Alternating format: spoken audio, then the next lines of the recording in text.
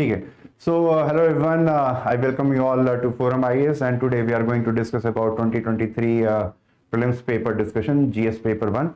So I am Shubham, and today we have our new faculty whom I would like to introduce, Kanish Shekhar sir. So Kanish Shekhar sir will be discussing with us international relationship and polity portion, and the portion of history will be discussed by me. So sir, how do you, sir? I'm good. How are you? And how do you find this question? The question paper was really nice, especially again the questions related to geography. I can find that there was a resurgence in geography questions and environment ecology, and a very fair amount of questions due also. representation has been given to every section. Every representation. No one would say that my part has been ignored or something that has been underplayed. It's a very representative and very diverse paper. Very nice. And even if the questions, if you see, even if the questions are, prima facie, it appears like it is from static portion, but it has, it is having some kind of inspiration from current affairs news as well. The options are very close, and it takes real fundamentals needs to be clear before you can arrive at the correct solution. So what are your suggestions, sir? How, what you want to say about what kind of feedback, or how, if anyone who is looking to understand the pattern or, papers pattern, and how he should be approaching next year's prelims, then what's your take in this? Shubham sir, the only thing that aspirants need to do is to focus more on the fundamentals. Do not just jump to the current affairs. You won't be able to solve your current affair related question if your static parts are not clear. It's a very conceptual paper. Yes, yes. There is no pattern in UPSC. Many students are telling me that this is not the pattern. I say there is no pattern. So when the examination does not declare any pattern, who are we to declare? So that's what I find this paper a very comprehensive one. It requires a real application of skills as well as concepts. So again, sir, one thing but the importance of solving PYQs, previous year's UPSC questions. Again, it is, UPSC has proven that if you have solved previous year's question and you have done some kind of research on the previous topics and the themes which UPSC has asked, so you will be able to solve at least 10 to 15 questions directly from just, from a proper analysis of previous year's questions. So this was a nice paper, very conceptual one, and, factual questions were not, given much importance this year. You need to have, जैसे sir ने बोला कि you need to have a very great conceptual clarity and clarity of thoughts in order to solve these questions. Very aptly put. We'll see that not only PYQ, the questions. In fact, why this particular option is wrong, you need to go into that detail as well. If option A is correct, then why B, C, D are wrong? That details have to be looked into. And we'll see repetitions here from the previous year. Okay, so shall we start? Of course, we should. The discussion. We'll be taking the history. I'll ask questions on history, and Shubham sir would reply, and he would return the favors in polity and IR. He would ask, and I would reply. Okay, so let's start our paper discussion. So question number one. Yes, the first question says, in which one of the following regions was Dhanya Kataka, which flourished as a prominent Buddhist center under the Mahasanghikas located? Now, my limited understanding of Buddhism does not go beyond this Hinayana and Mahayana. कहाँ से आया ये question?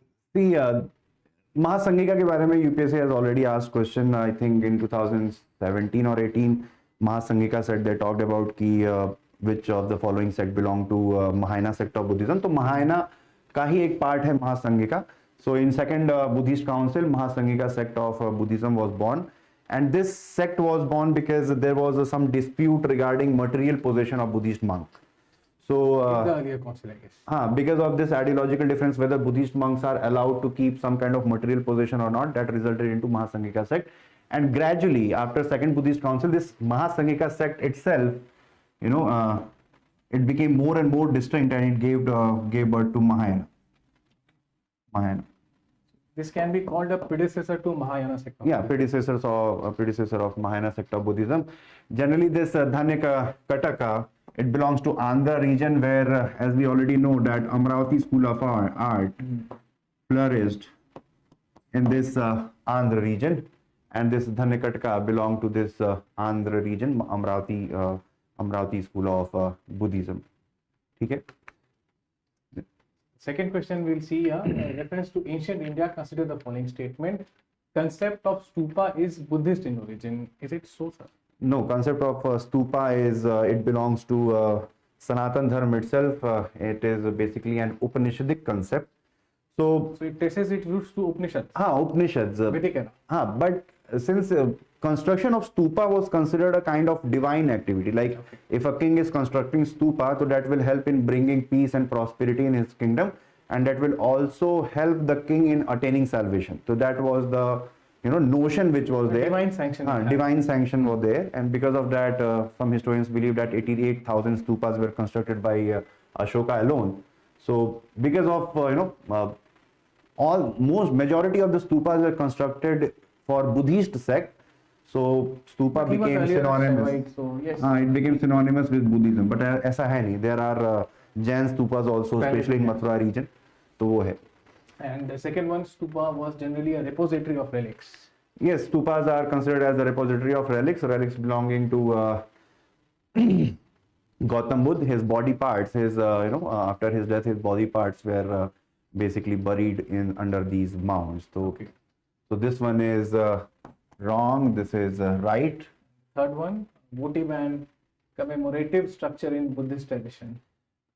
Yes, votive is basically a kind of vow. Recently, there was an excavation and some kind of votive stupas has been excavated from Nalanda Mahavihara region. And because of this, this question was framed. Votive and commemorative. Commemorative means when some kind of event has happened in order to keep that memory alive. So 2 and 3 are the right answer. That's why B is right here. Moving forward to next question. Third one, reference to ancient South India, Korkari, Pumpuhar and Muchiri were well known as. So this actually belonged to Sangam period where the 3 important dynasties were there. One were the Cholas, then we have Cheras, and then we had Pandyas. So Cholas most important port was Pompuhar, which was also called Puhar, which was also called Kaveri Patnam. Okay. And for Pandyas, it was Korkai. Korkai was the most important port of the Pandyans, and then for Cheras, it was Muziri. So these were the ancient port, and if you analyze previous year's questions, so I think this is for the 4th or 5th. This is the 4th or 5th occasion. Repeatedly, UPSC have given special emphasis on ancient ports. So B is our right answer. Next question. Following which of the following explains the practice of Vati Kirutal as mentioned in Sangam? So Vatti Kirutal was a kind of practice where any defeated army general or a king used to commit suicide by fasting. And if that a king gets defeated or army general gets defeated in a war, so they used to commit this kind of suicide by starvation. So this D is the right answer. And again, if you see that Sangam, Sangam theme has become very so important. Like the second question, just we are seeing. Like this question was also from the Sangam theme. This question is also from the Sangam theme. And in the previous couple of years of questions, if you see, though, Sangam has been given a very prominent by the UPSC. So D is right here. Aage chale. Consider the following dynasties. Hoysala, Kahadavara, Kakatiya and Yadava. So which of them established their kingdom in early 8th century AD? So isn't this a direct question on the timeline?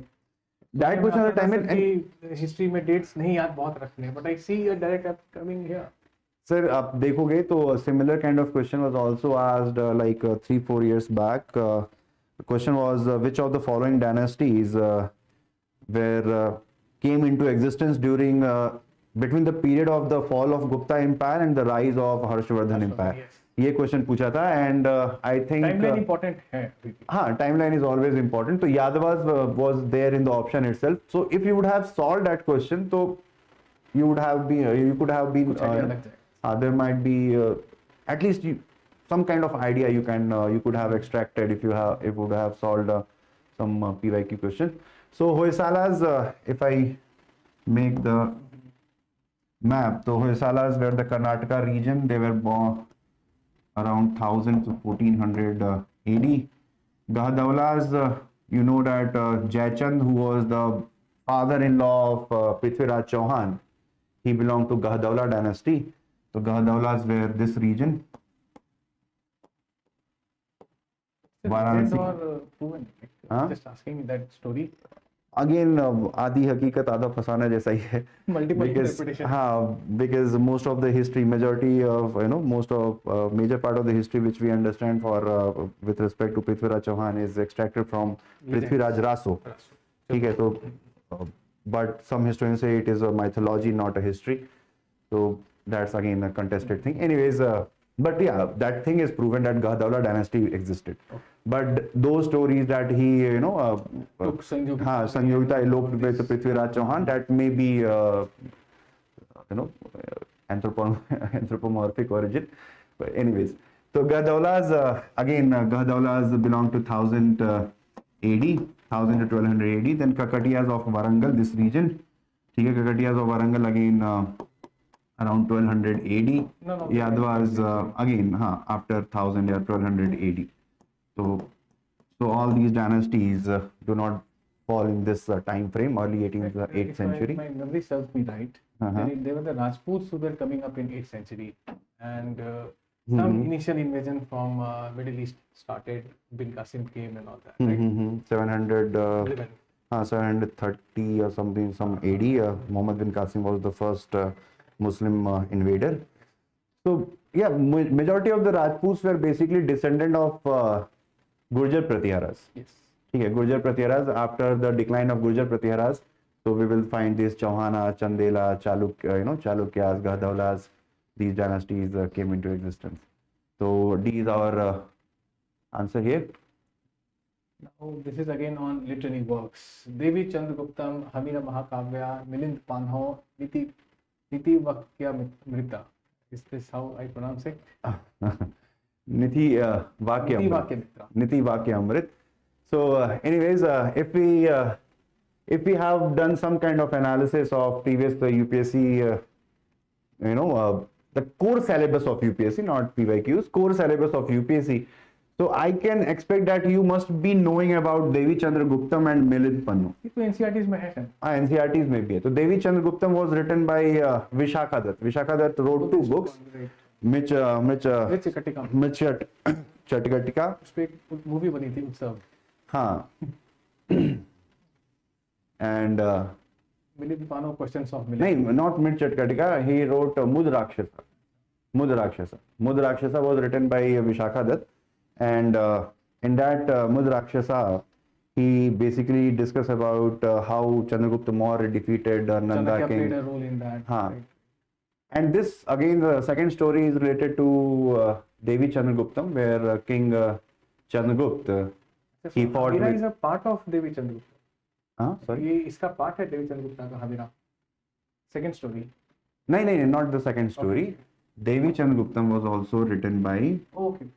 Devi Chandraguptam plus Mudh Rakshasa. Both authored by same author. Rakshasa was written by Vishakha Dutt. He belonged to Gupta period. And Mudh Rakshasa was based upon how Chandragupta Maurya defeated the ruler Nandas. And Devi Chandraguptam is related to how King Chandragupta, whose sister-in-law, basically his bhabi, was abducted by Shaka ruler. Then he took the form of a woman, he dressed as a woman, and he set her free. So usse inspire hoke this Devi Chandraguptam was written. Hamira Mahakavya was written by Nachand Suri. It is basically a biography of a king, Hamir. Milind Panho was written by Nagarjun. He is also called Nagasingh. He's a Buddhist monk. He was a Buddhist monk. हाँ, he was a Buddhist monk. अगर आप sir history देखोगे तो लगभग 3 नागार्जुन है. ठीक है, 3 नागार्जुन है. एक तो ये जो नागार्जुन थे, he was also called Nagसेना. He belonged to this This was Meander. This book is in question answer style, right? हाँ, Meander. Questions of Milind. Meander was a Indo-Bactrian king. ठीक है. बाद में when he converted to Buddhism, he was re-christened as Milind, and this was the discussion between Meander and Nagarjun, which has been compiled as Milind Pantha. Then Niti Vakya Amrit was written by Somdev Suri. It is a book on ethics. So if you see, so 2, 3 and 4 is the right answer here. ऐसे question कहाँ से? What are the sources? Is it confined to NCERT? नहीं, it is definitely not confined to NCERT. Sir, ये है कि for ancient medieval history you can increase your chances of success, but you can't be, you can't 100% sure. 100% sure. It is not like modern history ऐसा नहीं है कि if you have studied entire, हाँ, if you have studied everything, then there are more chances that question will be there. Test and PYQ come very high. हाँ, test and PYQs हैं, और बाकी आप पढ़ोगे तो ये 1 and 3 पढ़ सकते हो. हमीर महाकाव्य, नीति वाक्य अमृत, मतलब बहुत दूर की बात हो जाती है फिर. Next part है. Souls are not only the property of animal and plant life, but also of rocks, running water, and many other natural objects not looked on as living by other religious sects. Quite a profound quote. But then where does it come from? This is the core philosophy of Jainism. Jainism ये बोलता है कि जैसे living creature and non-living creature में भी Jainism says कि soul सब में है. किसी में 2 सोल होती है और 3 सोल होती है. तो 3 souls are basically actual living creature, and dual souls are non-living creature having soul. So the quality directly proportional to quantity. हाँ, quality directly proportional to quantity. जैसे animal and plants, तो they have क्या तो होंगे? हाँ, मतलब they have 3 souls basically, और 1 or 2 souls are related to some kind of non-living objects like rocks and water and Humans everything. और 3 के ऊपर. हाँ, बाकी soul is there in everything, in all the material, all the matter which exists in this universe. They carry the Jainism soul. accepts this. हाँ, Jainism accepts the concept of soul. So one thing we should keep in mind that in contrast to Buddhism, which denied the existence of soul, Jainism accepted the existence of soul. ठीक है? Of course, Shaivism and Vaishnavism. हाँ, Shaivism और Vaishnavism भी बात करते हैं आत्मा की, लेकिन it does not say that कि even non-living creatures comprise of souls. ठीक है? तो Jainism will be our right answer. Who among the following rulers of Vijayanagar Empire constructed a large dam across Tungabhadra river and a canal cum aqueduct several kilometers long from the river to the capital city? Sir अभी अगर जितने लोगों ने एक अभी आई थी, there was a series building blocks of India on Rajya Sabha TV. तो अगर जितने लोगों ने अगर वो देखा होगा तो they will be able to solve this question. बहुत ही अच्छा है, कभी आपको सर समय मिले तो do watch it. So it actually talks about various water irrigation system and water harvesting structures starting from Harappan civilization till modern India. So there I was watching, so there was also this topic was covered in a comprehensive manner. So the real answer, the actual answer of this question is Devaraya I. Devaraya I belonged to Sangam dynasty. So Vijayanagar Empire, if you see, the Vijayanagar Empire was having different dynasties. First one was the Sangam, then Salua, then Tulua, and then we have Aravidu dynasty. तो संगम dynasty से belong करते थे आपके देवराया I. Which Devaraya was from? हाँ, कृष्ण देवराय ही Tuluva dynasty, Krishna Devaraya. That is when the Vijayanagar reached its peak. हाँ, 15 he ruled from 1510 to 1529. So that was the time frame. Next question. Following rulers of medieval Gujarat surrendered due to Portuguese. Daman and Diu वाला ये दिया. हाँ, दमन and Diu. क्या इसका answer है? Story इसका answer है Bahadur Shah. Bahadur Shah, it was a kind of Gujarat sultanate which was formed. It was an Islamic sultanate. So Bahadur Shah is the answer after the It's treaty not of. that Bahadur Shah. नहीं, बहादुर शाह जफर वाला नहीं. औरंगजेब का भी बेटा नहीं. नहीं, he was not a Mughal. So Bahadur Shah was a different Muslim ruler who was ruling over the region of Gujarat. हाँ. So after he was defeated by the Portuguese, they signed a treaty of Bassein. After this treaty of Bassein, the control of Diu was transferred to the Portuguese, Hmm. okay, and remained under Portuguese even after the independence, and later it was surrendered to Indian government. Correct. By which one of the following acts was the Governor General of Bengal designated as the Governor General of India? ये तो बहुत famous acts हैं. बहुत famous act. Keep This referring was to it. like only few questions were asked directly from modern history this year, and this is one of those questions. The Charter Act of 1833, and by this Charter Act, Governor of Bengal became the Governor General of India. This act also aided in centralization of power.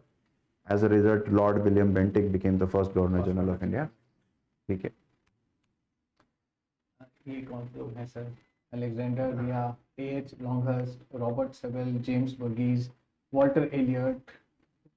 I have heard Quite दो नाम सुने हैं मैंने. Even I would, अगर if given a chance to make an intelligent guess, so I would have gone for a archaeological excavation. Okay. So they were archaeologists, especially Alexander Ree के बारे में I have B तो studied. हट जाएगा because English press this particular thing was done very late. हाँ, very late. तो colonial era की बात है. Now establishment of churches in princely states, again I think this is not something which happened. Churches were generally established by the missionaries, Right. not by the British officers or They something. got a free run very late by the East India Company. Construction of railway तो Again, it was a private affair. Right. Private companies constructed railways in India. A So- fits the A fits the narrative. and you know about this, some of these names you have already. Yeah, yes, I have come across some of the names. Archaeological excavations were conducted by these people. इसमें sir sites हैं. हाँ, ये site थोड़ा सा ये question थोड़ा सा dicey है. इसलिए क्योंकि आपको मैं बताता हूँ. देखिए, बेस नगर है. Besnagar is basically the ancient name of Vidisha. Vidisha one of the mahajanapada इसमें आता है. नहीं, महाजनपद में नहीं आता है विदिशा. विदिशा आपका एक तो एमपी में है, ठीक है. और विदिशा के पास में ही there is a cave called Udayagiri cave. Udayagiri cave. तो Udayagiri cave, if you see, Udayagiri cave is primarily a Vaishnavite Vishnu cave, जिसमें बोर अवतार, वराह अवतार जो विष्णु का है, उनकी मूर्ति बनी हुई है. But there is also Shivling also. वो थे मुखा शिवलिंग, जैसे यानी शिवलिंग है, उसके ऊपर शिव का you can see the face also. तो पर ये जो है Udayagiri, it is not inside the Vidisha but near to Vidisha, in the vicinity of it. in the vicinity of Vidisha. तो और ये बोला कि well known for, तो यहाँ से थोड़ी सी confusion है कि whether we can, कौन सा well known हो गया, Shaivite और the Vaishnavite. और एक और चीज है कि बेस नगर के पास में ही there is a pillar which is called Garud Dhwaj pillar, which was constructed by a Greek ambassador. His name was Heliodorus. He was called, that pillar is called Garud Dhwaj. So again it is Vishnu only, but Shaivite cave shrine है, तो थोड़ा सा confusing है. I don't know कि how UPSC is going to take, but for me this I would have given an option of marking it, so I would go for Shaivite cave shrine. Then Bhaja वो cave. less known है तो वही answer होगा. हाँ, जो मतलब less known होता है उसकी प्योरिटी बढ़ जाती है. आजकल यूपीएससी सर ऐसा थोड़ा कर रही है, मतलब we can't deny this fact. Then Bhaja cave, कारलैंड भजा, अगेन सर ये Jain cave, sorry Buddhist cave है. और सितन वंसाल केव, ये जैन केव है. अगर आप देखोगे तो सितन वंसाल केव पेंटिंग भी काफ़ी फेमस है, where generally Jain themes are painted. It is a mural cave painting tradition, Sittanavasal. Mostly the we can find lotus plus divine creatures like Swarg ki apsaras are painted in these caves. So C is the right answer here. Next question. ठीक है क्या? हाँ sir, मेरा ही. इसका क्या है? National handloom day. National handloom day, sir ये national handloom day, इसको basically अभी 7th August को in 2015 this was declared that 7th August will be used as a national handloom day. और why 7th August? Because this was the very day when Swadeshi movement was मुझे declared. लग रहा था कि थोड़ा indigenous touch है इसमें, आपने बता ही दिया कि स्वदेशी मूवमेंट इस दिन हुआ था। हाँ, स्वदेशी मूवमेंट से इंस्पायर है, क्योंकि स्वदेशी मूवमेंट भी हाँ बॉयकॉट ऑफ फॉरेन गुड्स, हाँ फॉरेन गुड्स की बात करता था, और handloom is mostly indigenous in indigenous in nature, so that's why this 1905 से स्वदेशी मूवमेंट की शुरुआत हुई थी, and in order to commemorate this day, 7th August in 2015 was declared as National Handloom Day. So statement 1 सही है, statement 2 is the correct explanation also. So A will be the right answer here. Great. ठीक है sir. So polity and international relations, sir will take the lead. Sir, question 11. In essence, what does due process of law mean? Again, बहुत ही basic concept है ये. It's a very conceptual question.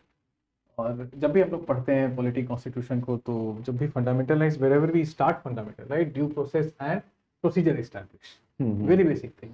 Now this procedure establish as is mentioned in article 21 constitution, where act मतलब constitution as it is. तो उसमें यही बात लिखी है कि no one can be denied of his life and liberty except for a procedure established by law. और एक बहुत फेमस केस इसमें हुआ था ए.के. गोपालन केस.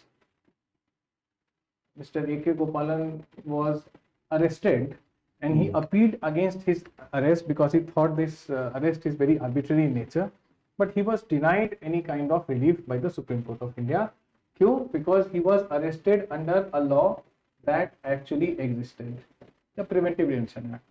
बिना आपको कुछ किए उठा सकते हैं, because state thinks that you have certain potential, आपको वो potential actualize नहीं करने देंगे.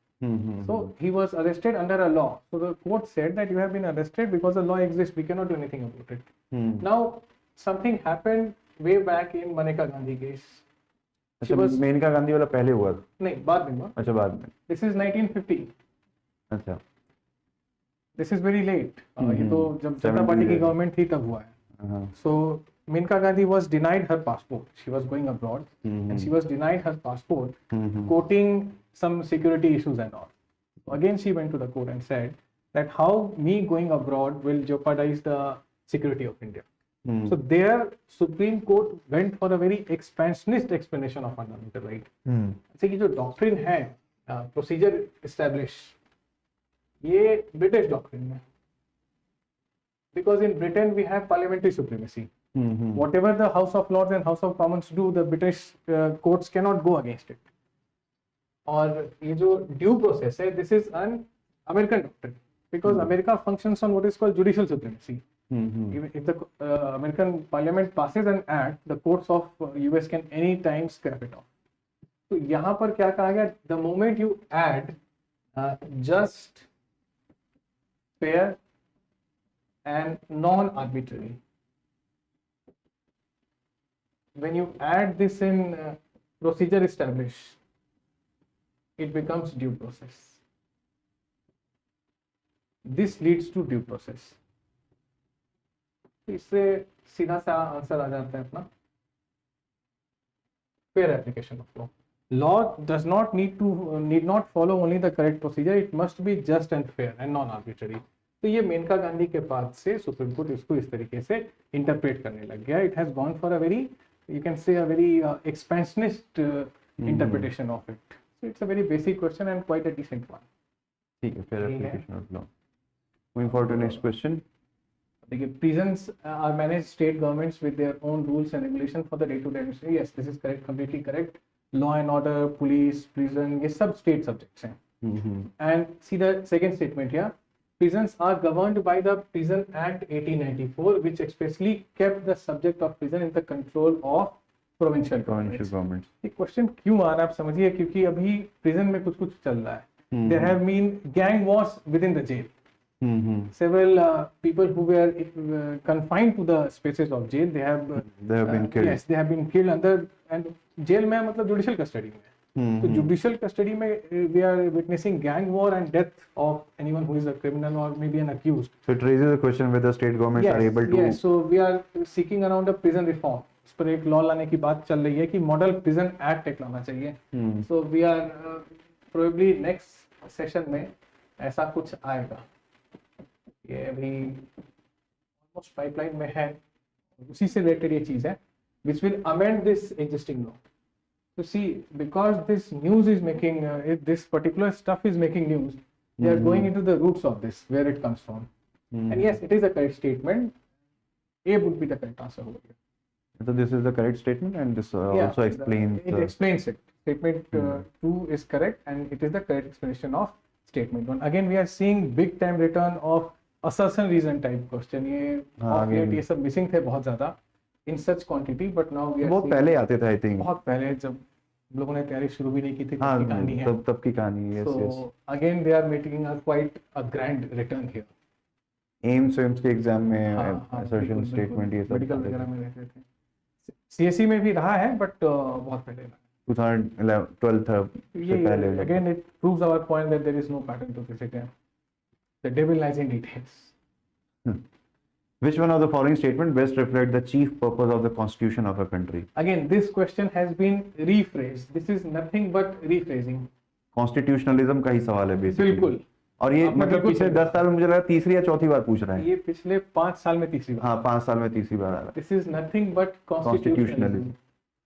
जब भी हम लोग क्लास में इसको पढ़ाते हैं फीचर्स ऑफ कॉन्स्टिट्यूशन, तो उसमें एक चीज ये बताया जाता है कि constitution checks the power of the elected government. ठीक है, you have won the elections, you have having the numbers, but what is the guarantee that you will function according to a certain procedure? This is what is constitutionalism. Limited government, and this comes very close to it. Defines and limits the powers of the government, the do's and don'ts for the government. Do's and don'ts for the government. बाकी जितने भी answer हैं वो कहीं fit नहीं होते हैं. Determines the objective for the making of necessary or no. ऐसा कुछ भी नहीं है. Enables the creation of political offices. That is not something which Constitution even goes into. And secures social justice, social equality, and social security. Some other provisions look into it, maybe preamble, maybe DPSP, but certainly not the essential feature or the chief purpose of the Constitution which is being asked here. So CV hai, this is the correct answer. Next question: in India, which one of the following constitutional amendment was widely believed to be enacted to overcome the judicial interpretations of the fundamental right? Prima facie, this question looks very easy and very. एक qualified guess लेना होगा, फिर क्या बोलेंगे इसमें? Qualified guess ज़्यादातर लोग इससे रिलेट करेंगे केशवानंद भारती केस से. हाँ, मतलब Kesavananda Bharati case. Basic structure. First amendment भी तो अगर आप देखोगे तो फर्स्ट अमेंडमेंट भी आ सकता है. फर्स्ट अमेंडमेंट 86 नहीं है. Let us eliminate 86. ये है right to education. Right to education, सही बात है. And 86th amendment impacted part 3, part 4 and part 4A. तीनों में fundamental right, DPSP and duties में कुछ ना कुछ चेंज किया, but that is not even here. Now 44th amendment again scrap the right to property. Right to property, 7th fundamental right. Now today it is in Article 300 capital A. It is not a constitutional right. Yeah, right? It is not a fundamental right outside Part 3.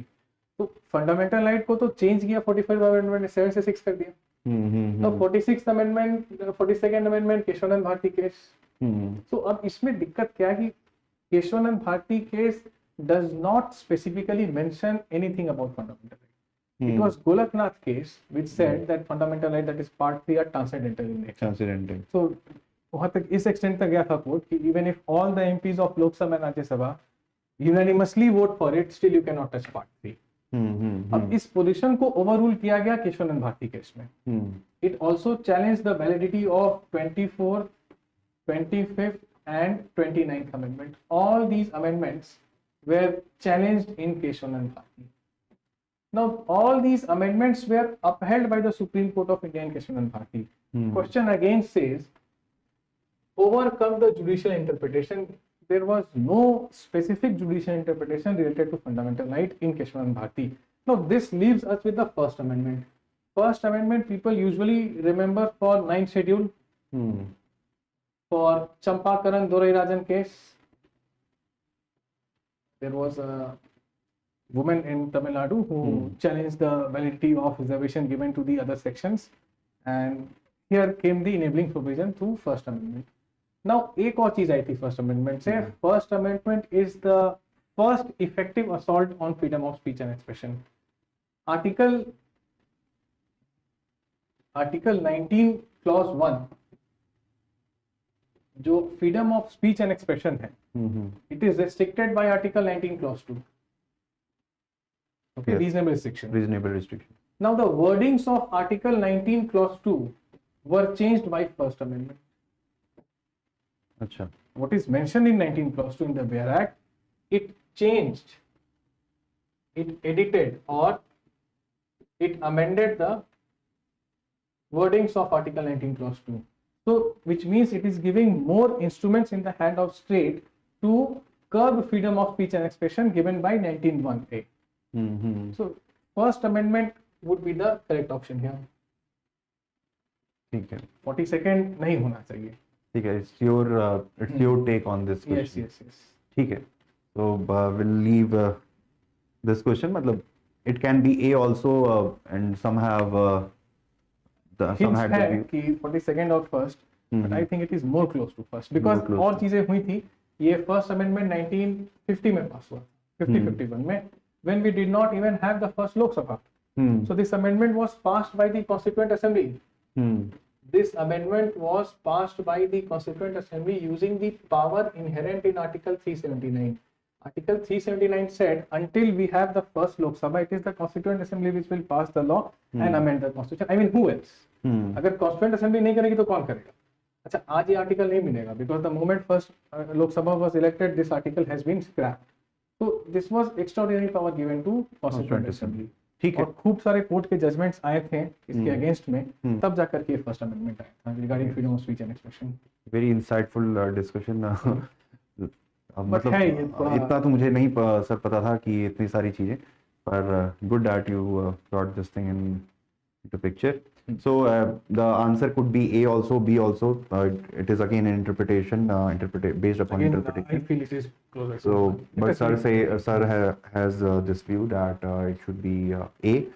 So, Khair will come up with more specific explanation in coming days. So, just remain tuned to ForumIAS channel. We'll have a More further elaborate discussion. More on this elaborate if there is a discussion. new insight. Yes. Sure. Then next question, consider the following organization bodies in India, the National Commission for Backward Classes. ये तो आसान था sir. आसान था बिल्कुल. ये 102nd amendment.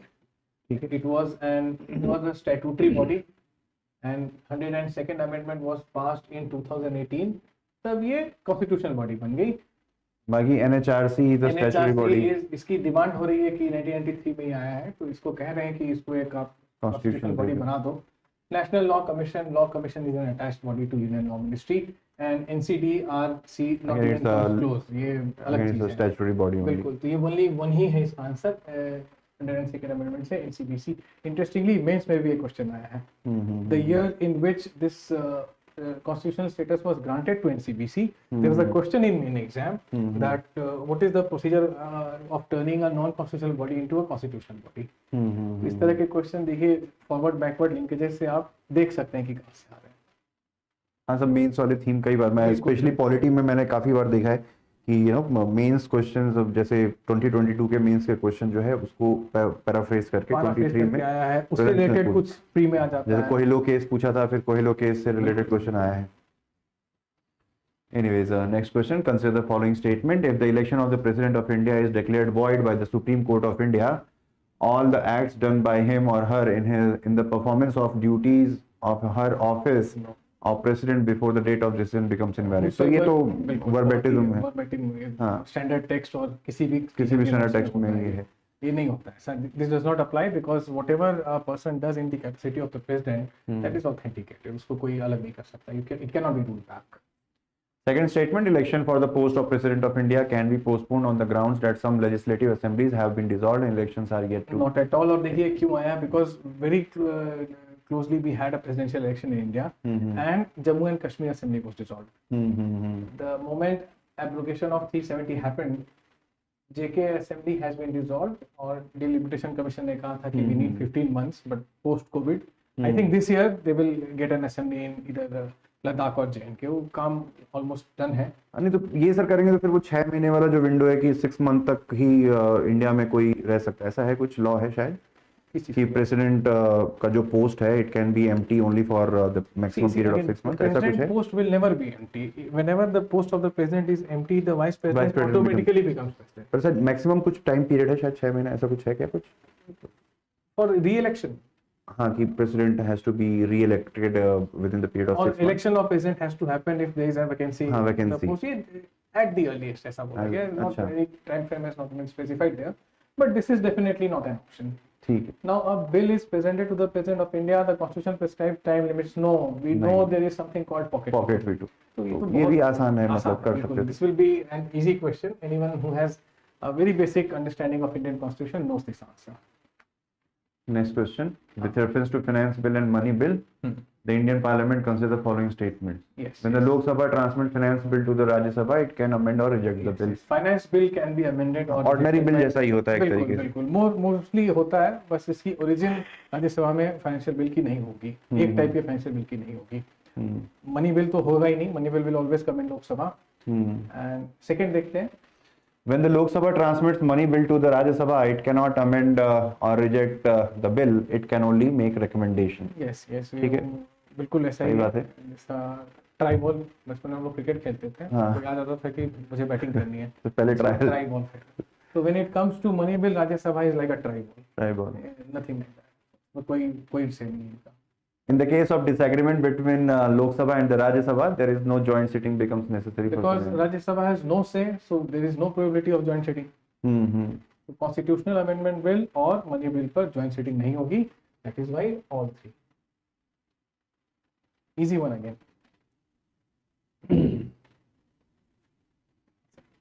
Consider the following statements. Once the central government notifies an area as a community reserve, yes, the chief wildlife warden of the state becomes the governing authority of such forest. Yes, this is correct. The chief wildlife warden of the state will become the governing authority of such forest.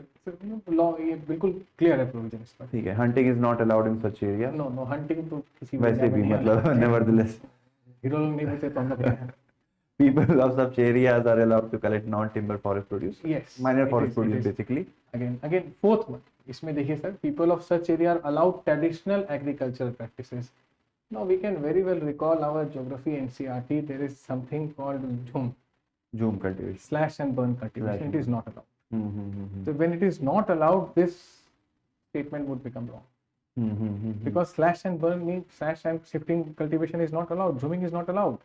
So I think only three would be the answer here. अच्छा, यहाँ पे आपको ये कहते हैं कि people of such, पर traditional agricultural practices, agriculture is allowed or not? Like they can't go for commercial agriculture, they can't use harvesters or something. लेकिन अगर मोटा मोटा देखा जाए तो ठीक है, झूम cultivation is regulated one, but लेकिन उतना बहुत कंट्रोल तो नहीं रहता है कि until unless it is not a national forest. हाँ, ये भी बात है कि बहुत रेगुलेटेड या कोई बहुत स्टैट्यूटरी प्रोविजंस नहीं है, but if you see that NCST का one of the recommend article 338 clause B, उसमें बताया गया है कि national commission for scheduled tribe will try to convince the scheduled tribe for giving up the practice of jhum cultivation. तो जब constitutional body खुद इस पे एक्शन लेना चाह रही है और ये डिस्करेज किया जा रहा है, आप नहीं कह सकते हैं कि कोई भी ट्रेडिशन के नाम पर आप कुछ भी कर देंगे। आई थिंक ओनली 3 ही होना चाहिए इसमें। ठीक है, again will take up this topic again as soon as we get more insight in this. As of now, we can have C and D both. Sir says that it is C. But our some other resources in our team says it's D. So we'll leave it. आगे बढ़ते हैं।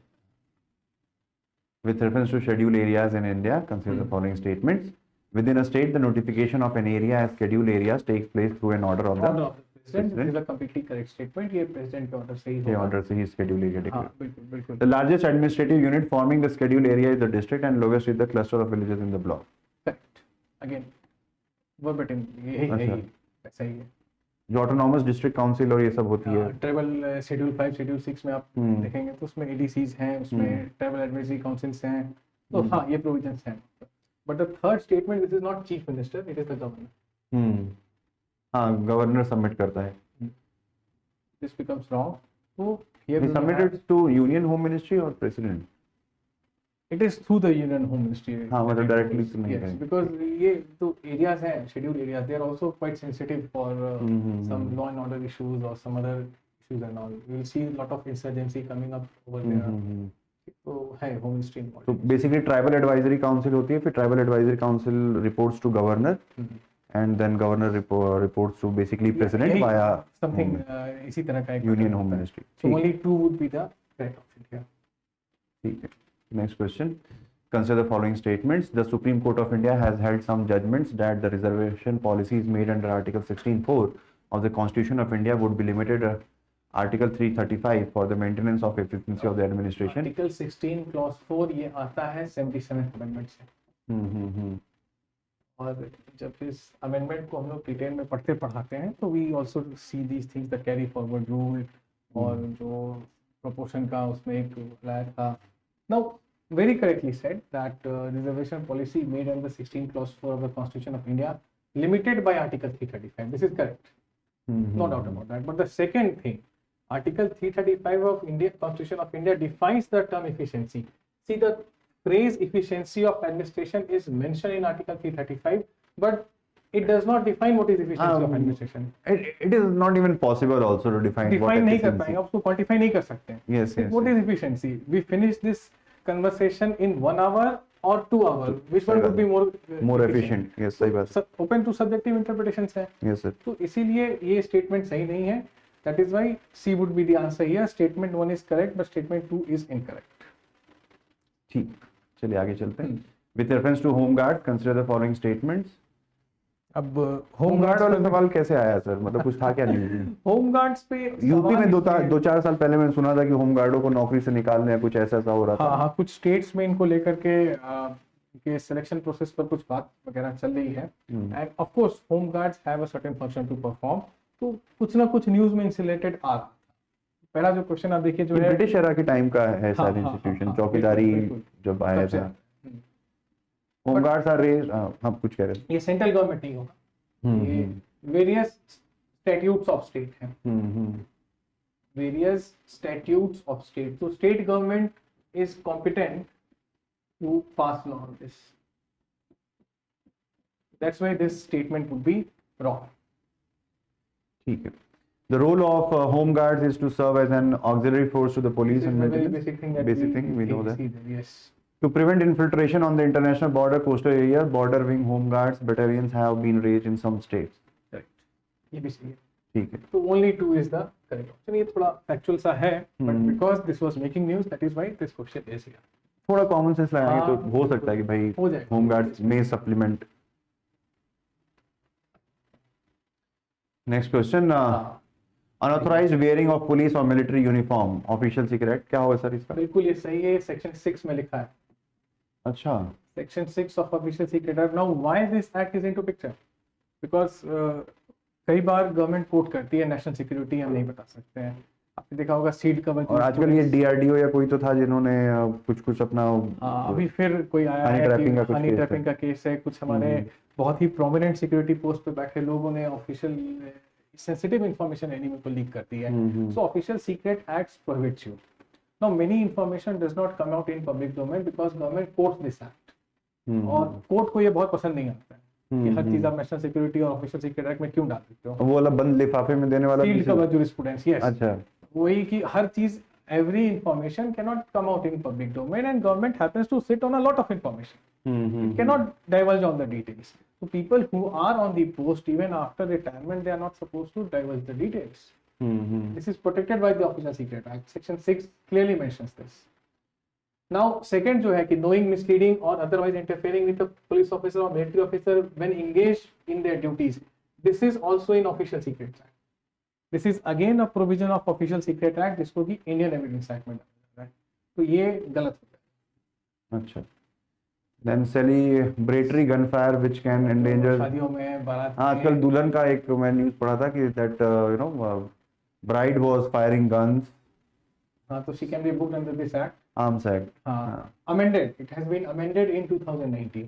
पहले क्या था, मतलब celebratory allowed? पहले तो नहीं अलाउड था, उसको अमेंड करके इसमें डाला गया. सेलिब्रेटरी में होता क्या है कि many a time people in their enthusiasm, because people are very high spirited when it comes to wedding, specially in north India. We are quite familiar with that. तो उसमें कुछ कैजुअलिटीज हो चुकी हैं। हाँ, मेरे घर के बगल में भी there was a neighbour whose husband died in celebrating the हाँ, गन फायर बिकॉज हाँ, ऑफ he was like पहले क्या होता था, there used to be a central place, open place in the villages, तो उसमें बीच में these tilak and marriage used to be get conducted and people used to watch from the terrace, तो उसी में बंदूक चली and then that is why this act has been amended, उन्हीं लोगों के लिए किया गया। So only two here. ठीक है, चलिए अगला देखते हैं। नॉर्थ कीवू एंड क्या है ये हाँ, सर? ये नॉर्थ कीवू ये सब न्यूज में था, ये गलत है बिकॉज दिस इज अच्छा, आईआर आ गया, अच्छा ओके। आईआर आ गया है। Nagorno Karabakh, again this particular place, again ये न्यूज में था, बट ये अर्मीनिया आर्मेनिया और उसकी अजरबैजान अजरबैजान की जो लड़ाई चल रही है। उसके कारण ये न्यूज में था। हम्म, एंड ये this is in not Israel and Lebanon, every dispute is not regarding Middle East, so this is Ukraine, Ukraine, Kherson and Zaporizhzhia. so none of them are correct। देखिए प्लेसेस इन न्यूज तभी आते हैं जब वो place news में किसी mostly गलत कारण से आते हैं, some kind of conflict, some kind of famine, पू, natural disaster, coup। अच्छी न्यूज से क्वेश्चन नहीं बनते हैं, ये एक है। ध्यान भी तो नहीं जाता। Anyways, next question. Consider the following statement. Israel has established diplomatic relations with some Arab states. It started with Camp David Accord. Camp David. Camp David Accord is the first agreement between Israel and Middle East. Egypt ने Israel का boycott खत्म कर दिया था। इसके बाद एक बहुत अच्छा। बढ़िया मूवी आई है इस पे, स्पाई, देखिएगा सर। अच्छा, स्पाई। स्पाई कैसे, how this materialised, how this thing materialised. अच्छा। तो उसके पहले की कहानी है कि कैसे जासूसी दोनों लोग करते थे। Hmm, Camp David accord, then there was Abraham accord. Abraham accord, पक्का इसके बारे में जाना होगा। अब्राहम अकॉर्ड देखा है, एक ओस्लो अकॉर्ड भी देखा ओस्लो है। अकॉर्ड, इसके लिए जित्ज़ाक रैबिन और यासिर अराफात को नोबेल पीस प्राइज मिला। अच्छा। 93-94 it was mediated by Bill Clinton. हाँ। तो अब जाकर के मतलब there has been a lot of diplomatic relations between Israel and अब बहरीन, यूएई, अब लग रहा है कि सऊदी अरेबिया भी जल्दी आ जाएगा। So all these has happened, but see the second statement, the Arab piece initiative. Now this was initiated by king Abdullah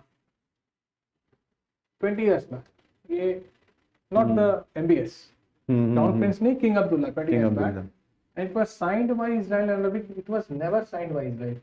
If you read the statement, the details of Arab Peace Initiative, Israel will never sign it because वो बिल्कुल neutralise कर देगा Jewish state को। So that is why this statement is wrong. C would be the correct option. And Middle East keeps making news mostly for conflict zones. There is Israel versus Palestine, Israel versus Lebanon, then there is Syria, Iran, now Syria, then Saudi and Iran. This time they have made news for good reasons. China has mediated a peace deal between them. So कभी ना ये this area is one of the very high probability areas for UPSC prelims, for mains as well. C is the correct option here. Next question. Again, Donbas में था, Syria में नहीं है, Donbas तो Ukraine में है। इसके बारे में तो बहुत कुछ हम लोगों ने जाना है, समझा है। काचिन is in Myanmar and this is in Ukraine. In fact, Kachin was making news because Myanmar army, जो तत्मादेव नाम है वहाँ की मिलिट्री का, तत्मादेव has again arrested that तत्मादेव name of the military. Yeah, military. अच्छा, military is called का नाम है तत्मादेव। So they have again arrested, they have brought the military coup in 2021. Aung San Suu Kyi.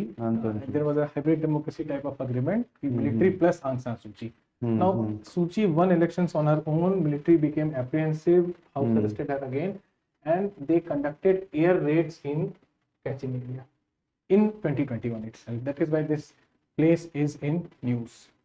And Tigray? Tigray is in Ethiopia, not in North Yemen.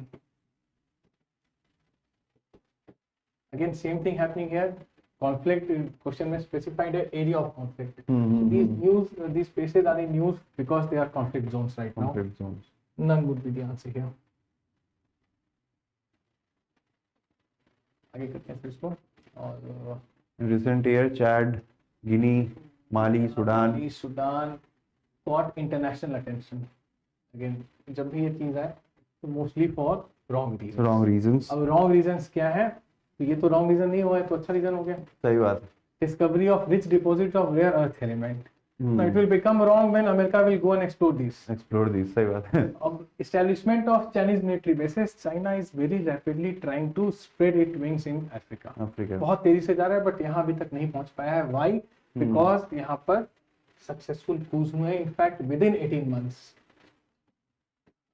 आप मई 2023 से, if you take a backward year, within 1.5 years, these places have had successful coups, and all of them have been successful. Military is the might there. Currently, they are fighting like in Sudan only, no? Yes, The yes. paramilitary and military Yes, are yes. fighting. India has sent, it's one of the largest women contingent peacekeeping force under the UN. अच्छा. This is our thing. Now G20 अभी हम दिल्ली में देख ही रहे हैं कि कितने बड़े स्तर पे इसकी तैयारी चल रही है. Delhi has been kind of decorated for G20 summits. So yes, this is how it started. If you see the G20 charter, G7, G8 था पहले, फिर Russia was expelled out after it annexed Crimea in 2014. It has become G7. अच्छा. So G7 is the group of highly industrialized, most industrialized and advanced countries of the world. You add emerging markets there, it becomes G7, G plus emerging market are G20. G20. तो उनकी पहली line ही यही लिखी है, same thing. Platform for the finance ministers and the central bank governors to discuss the international economic and financial issues. कोई Sherpa, like governor is called Sherpa. Sherpa, या अभी mister Amitabh Kant जो अच्छा. CEO रह चुके हैं नीति आयोग के, तो he will be representing India there. Now, अच्छा. digital public infrastructure is one of India's G20 priorities. So see, again this is correct. India अपनी उन्हीं चीजों पे स्ट्रेस दे रहा है जिसमें जो ठीक पिछले 5-6 साल में बहुत तरीके से, जैसे UPI पेमेंट्स हैं, सही बात है. वो सब कुछ है, तो ये रहेगा, इस पे बहुत बात की जाएगी. कई सारी कंपनीज इंडिया से UPI, भीम ऐप, ये सब भारत पे मांग रहे हैं कि आप जापान का भी है, रिसेंटली, नेपाल, भूटान ने कहा है. So this is both 1 and 2. ये न्यूज में है और क्वेश्चन में भी आ गया है. ये फ्लैग कोड का नेक्स्ट सवाल है sir. National flag. Flag code, this is I think question 64. Yes. Now this is wrong, and there are 9 dimensions permissible. In 9 possible shapes you can fly the national flag. अब देखिए, हम लोग इसके 26 जनवरी 15 अगस्त को इतना नहीं सोचते हैं, but certainly not this shape. ये क्यों नहीं है ये वाला? This is because दूसरा वाला है, 9 और है, 9 of them are there. तो इसमें आप इसके डिटेल में अगर मैं जाऊं तो ratio 3:2, that is right, no? Yeah, this one is correct. This one is correct, and that is why D would be the correct statement over here. इतना factual why they have asked? है, अब flag code पढ़ना है, but इतना detail में जाकर के पढ़ना है. देखिए 600 into 400 अलाउड है. It is allowed, not 600 400 नहीं अलाउड है. ये 900 into 600 अलाउड है. Now this is not allowed. 900 into 600 is allowed. This is not allowed. अच्छा. और इसी तरह से there are 8 more combinations that emerge here. और इसमें 450 into 300 allowed है. क्वेश्चन क्या आया है? 600 into 400. मीन निकाल दिया दोनों का. गलत ऑप्शन हो गया. तो कोई ऐसा आपको कोई न्यूज ऐसी याद आ रही है जिस बहुत पुरानी न्यूज है. नवीन जिंदल का फेमस केस बहुत पुराना है, 2002 का केस है, 2002 का जिसमें कि फंडामेंटल राइट और फंडामेंटल ड्यूटी दोनों बन गया था. अभी तो ऐसा कुछ नहीं है, बट हाँ कुछ एलिमेंट्स हैं जो फ्लैग के साथ वैसे ट्रीटमेंट करते हैं जो नहीं करना चाहिए, may be because of that. Next question, the Constitution Day is celebrated on 26 November every year to promote constitutional values among citizens. आप हिस्ट्री वाले, वो रावी नदी के तट पर लाहौर में Swaraj was passed. to commemorate that memory. इसीलिए तो इसको 26 जनवरी कर दिया गया. 26 जनवरी किया गया. Actually it was enacted on 26 November. 26 November. So we celebrate it as the Constitution Day. So this is a correct statement. But second देखिए सर, इसमें दिक्कत क्या है? On 26 November 1949, Constituent Assembly of India set up a drafting committee under chairman. Sir ये 26 नवंबर 1949 में constitution बन के complete हो गया था, राइट? दैट वाज लिखा है कि Constituent Assembly set up a drafting committee. तो बहुत पहले बन गया था. हाँ, ड्राफ्टिंग कमेटी बहुत पहले बन गई थी. Constituent Assembly itself was created in 1946. 46. हाँ. This date completed, so this is the wrong statement. This gives us our correct option. C. तो बेसिकली ये हुआ था कि 26 नवंबर 1949 the constitution, the work of drafting constitution gots completed, but constitution was basically made applicable on From 26 January, because in 1930, same year, Congress in its Lahore session passed the Purna Swaraj, the complete Swaraj resolution. That is why. मतलब 19 शायद जैसा मैं पढ़ा 19 दिसंबर को that resolution was taken by the Congress and it was made public on I think as applicable, yes, applicable. And they also demanded from public that they should be using 26th January as a Independence Day. Republic no, Day. Republic, हाँ. Yes. मतलब उस समय तो Independence Day बोला था जब आजादी से पहले ये था. Consider the following statements. Switzerland is one of the leading exporter of gold in terms of. True. And see, there are no absolute words here. One of the leading. So when there is only hota, exclusively hota, then there would have been some dicey situation. But this is a very generalized statement. It is one of the leading. तो ये सोना आ कहाँ से रहा है इतने छोटे देश में? रिजर्व्स है. अच्छा रिजर्व से मुझे लगा कि वो मतलब वो ब्लैक गोल्ड जो है अनलाइक इंडियन ब्लैक मनी वाला गोल्ड कर रहे हैं. सबसे ज्यादा गोल्ड इंडिया में है, but Indians flaunt their gold on their body. कितना आप गोल्ड बॉन्ड लेते हो? देखा अपने घर में किसी को गोल्ड बॉन्ड में इन्वेस्ट करते हुए? नहीं. No we like to flaunt it on our body. Others don't do that. So Switzerland second largest name. This is not the correct statement. In fact, first है US. अच्छा. And second is Germany. Germany. Gold reserves. First US, second Germany. So this statement is not correct. So gold reserve means like that gold lying underneath the earth or like in the state. नहीं, reserve means it has reserve. Bank के पास या मतलब? नहीं, बिल्कुल उसको extract करना है. चल. अच्छा ओके. वो आप क्या बुलियन वाला समझ? हाँ मुझे लगा कि शायद वो उनके सेंट्रल बैंक के पास. नहीं. Okay. Next question. Recently, the United States of America and the European Union have launched the Trade and Technology Council. Correct है ये.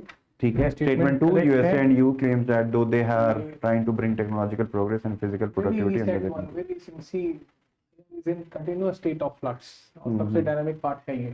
So this came in June 2021, but this statement is not correct. ये mostly लाया गया है trans Atlantic partnership के लिए. अच्छा.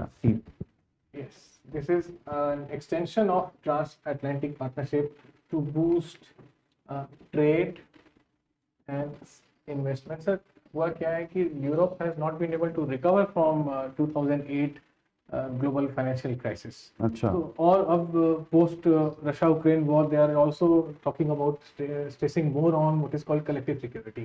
तो ऐसा आप चाह रहे हैं कि US और EU आए. अब इसी आसपास इसके जस्ट एक साल पहले ब्रेक्सिट हो जाता है. तो EU has become very inward looking. तो US चाह रहा है कि मेरा जो राइट हैंड एक तरह से है जो वेस्टर्न यूरोप है, that should not just completely be lost. इसलिए ये सब चीजें लाई जा रही हैं. So C would be the correct statement. Next question. Consider the following statement. The Stability and Growth Pact of European Union is a treaty that limits the level of budgetary deficit of the countries of the European Union. Yes. तो इसमें जैसे बाकी हम statement देख रहे हैं कि make the countries of EU to share their infrastructure facilities, enable the countries of EU to share their technologies. इसमें एक ही स्टेटमेंट सही है. बजटरी डेफिसिट की ही बात है. इंफ्रास्ट्रक्चर फैसिलिटी यूरोपियन यूनियन में ऑलमोस्ट सेम है. तो उस पर बहुत ज़्यादा बात नहीं होती है. And enable the countries of European Union to share their technology. So technologically these people are almost FRBM act जैसा ही है. मतलब ऐसा ही कुछ है. FRBM एक्ट चलिए एक मतलब ऐसा ही कुछ है. हाँ, तो वहाँ पर टेक्नोलॉजी एंड इंफ्रास्ट्रक्चर आपको EU का ऑलमोस्ट सेम मिलेगा. बट अब बात आ रही है पैसे की. इसी में कुछ कंट्रीज हैं जिनके पास बहुत ज्यादा डेफिसिट है. ब्रिटेन की हालत खराब है. अमेरिका अभी देखिए अगर उन्होंने 5-4 दिन की अभी एक्सटेंशन दी है अपने रिजर्व्स के लिए, तो नहीं तो अमेरिका भी बैंकरप्ट हो सकता है. तो ये चीजें हो रही हैं. It is more to do with budgetary deficit and all. आगे बढ़ते हैं sir. Consider the following countries. Bulgaria, चेक Republic, Hungary, Latvia, Lithuania and Romania. मैंने बार-बार क्लास में बोला था कि कर लेना, प्लीज रशिया और यूक्रेन की कुंडली देख लेना. मेंस में क्वेश्चन आएगा रीजन फॉर व्हाट एंड कितने. अभी 2-3 सवाल हो गए. वो डॉनबास रीजन वाला हो गया, ये हो गया. कितने सारी चीजें, और प्रीलिम्स में क्या and very आएगा? predictable also. Very predictable. Prelims में आएगा which are the water bodies surrounding these two countries, These two countries. which are the neighbors, Neighboring countries, bound कौन है, कौन बेलारूस किधर लैंडलॉक्ड है, कौन क्या है. बिल्कुल बिल्कुल एकदम वही हुआ है। और इसमें देखिए हंगरी और Romania, again Hungary shares a very small border, बाकी जितने हैं ये बुल्गारिया, चेक सब वेस्टर्न साइड पर है, तो only 2 is the answer, land border. Next question. According to UN World Water Development Report 2022, India extracts more than a quarter of the world's groundwater withdrawal each year. India needs to extract more than a quarter of the world's groundwater each year to ये satisfy सही है drinking sir, water. According to UN world water development report जो है कि India extract more than a quarter of World's groundwater. World ground water withdrawal each year, yes, because you see the sheer number of people that we have here, 140 crore और शायद ये इसलिए नहीं हो क्योंकि उससे 90% से ज्यादा जो पानी है that is used for the irrigation purpose. Sanitation पे नहीं होता है, सैनिटेशन और वाटर, ड्रिंकिंग वाटर के लिए नहीं होता है, मोस्टली इरिगेशन. Yes irrigation. और मोर सो जब से हमने post green revolution, HYB seeds, fertilisers, तो you know these are water intensive crops. Rice, one of the largest consumption in the world, so rice needs water logged fields. So yes, it is irrigation, and that is why this statement is wrong. Statement C is the correct option over here. आगे करते हैं इसको। मोर than a quarter of world ground water each year, ठीक है sir. ये ऐसा नहीं कि दोनों स्टेटमेंट सही हैं, लेकिन this is not the correct explanation. See इसी रिपोर्ट में डेवलपमेंट रिपोर्ट 2022 में ही ये बात स्पेसिफिकली बताई गई है। India needs to extract more than a quarter of world's ground water each year to satisfy the drinking water sanitation need of almost 18% of world population living in its territory. No, ये drinking पर 18% नहीं कर रहा है। जब आप 90 के आसपास आ जाते हो इरिगेशन के लिए, that does not leave you the scope of 18%. Okay, 960 kilometre पर क्यूब बताया गया है इस रिपोर्ट में, तो वैसा नहीं है। Next question. According to the Constitution of India, the central government has the duty to protect Article 355. Article 355 वही बिल्कुल सही बोला। और अभी मणिपुर वाले केस में चल रहा था, इसीलिए ये क्वेश्चन आया है, इसीलिए ही ये क्वेश्चन आया। पुंची कमीशन के बाद में भी रिकमेंडेशन थी ऐसा। I have studied the constitution of India exempt the state from providing legal counsel to a person being held for preventive detention. तो आर्टिकल 22 क्लॉज 3 नाउ 22 प्रोटेक्ट करता है आपको प्रिवेंटिव डिटेंशन, मतलब आर्बिट्ररी अरेस्ट से। But उसी में इके गोपालन किस में अरेस्ट हुए थे? प्रिवेंटिव डिटेंशन लॉ में, जो हमने पहले देखा था पहले question. He tried to challenge that law, supreme court did not entertain it, that's a different story.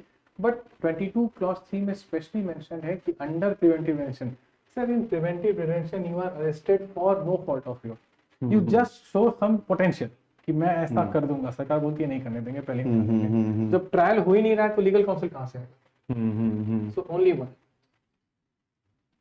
और पोटा का तो सबसे major criticism was there POTA. Now again I wonder why this law, because this law was scrapped in 2004। The first thing UPA government did under Dr. Manmohan Singh was to do away POTA. और ये interestingly one of the 3 laws to have been passed in the joint session of Indian Parliament. सिर्फ 3 law joint session में पास हुए, तीसरा पोटा था। Now confession of the accused before the police cannot be used as evidence. See, this is accused का तो कर देंगे but co-accused का नहीं कर सकते। तो इसमें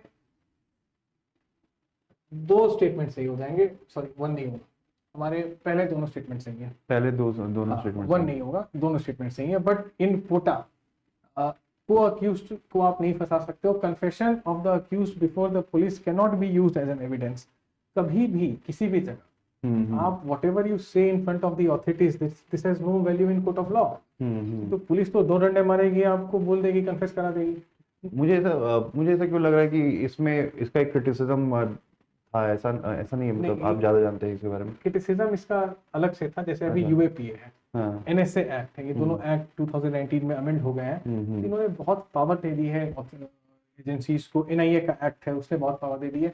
आपको अरेस्ट तो कर लेंगे, आपको डिटेन कर लेंगे, बट एविडेंस अगर आपके मतलब whatever you utter in custody that can not be a testimony. तो ये तो फिर आर्टिकल 20 का वियोलेशन हो गया ना। This is a violation of article 20 clause 3, because if this holds true then it is nothing but self incrimination. If you allow your testimony Hmm. in the presence of a police officer to act as an evidence, this will violate right to self-information, one of the fundamental rights. Yes, sir. ये नहीं हो सकता है. Next question, which one of the following countries has been suffering from decades of civil strife? So, Somalia. Somalia है, बहुत time से इसके बारे में मालूम है सबको, बहुत यहाँ पर चीजें सही नहीं हुई हैं, लगातार चलती आ रही हैं. आगे चले. हाँ चलिए. Consider the following statement in biodiversity. The India Management in biodiversity the India Management Committee थोड़ा सा गलत हो गया. Committees are key to the realization of objective of Nagoya Protocol. तो ये सही है Nagoya Access and Benefit Sharing ABS Protocol के बारे में. The biodiversity management committees have important function in determining access and benefit sharing, including the power to levy collection fees on the access of biological resources within its jurisdiction. This is what is written in the act. C is the correct option here. C is the correct option. Now इसी में है ना, मतलब कोई foreign entity आके यहाँ की bio resources जो है उसको यूज नहीं कर सकती. नहीं कर सकता, नहीं कर सकता, जाएंगे तो अरेस्ट हो जाएंगे. Now last one. Consider the following statement in respect to election of President of India. ये statement देखो, members nominated to either houses of the parliament. Now post 2019 members are not nominated to Lok Sabha. उसके पहले दो Anglo Indians जा सकते थे. तो UPSC ही लिख रही है कि members nominated to either house of parliament. तो ये यही सेम क्वेश्चन सर 2013 में भी पूछा था आई थिंक. 13 में तो था ना, 2019 में इस प्रोविजन को हटाया गया है. हाँ तो there will be no Anglo Indian nominated to Lok Sabha post 2019. 100 क्या नाम है 104 है शायद अमेंडमेंट है. तो इसको हटा दिया गया. This is a wrong question, wrong statement. And of course the 12 nominees to Rajya Sabha, presidential nominees, they do not participate in his election, but they do participate in his removal. Yes. And higher the number of elected assembly seats, higher is the value of vote of each MLA. Again, this is not completely correct. See, we work on direct democracy. Democracy is the more numbers you have, जिसकी majority उसकी भैंस. But यहाँ क्या है? It is more into population proportion. Population proportion पर ये ताली चलती है. That is why the value of vote of each MLA of Madhya Pradesh is not greater than that of Kerala. Madhya Pradesh has more assembly seats than Kerala. But the population density, जिससे कि ये proportion निकालते हैं, that is more for Kerala. So that is why this statement is again wrong. Now value of vote of each MLA of Puducherry is higher than that of Himachal Pradesh because the ratio of total population to total number of elective. This is what goes into picture. This is what goes into the consideration when we try to arrive at the value of vote of an MLA. Within the state it would be same, it would vary from state to state. MP is always same. Lok Sabha, Rajya Sabha दोनों का I think 700 के आसपास है. Highest value UP because UP sends 403.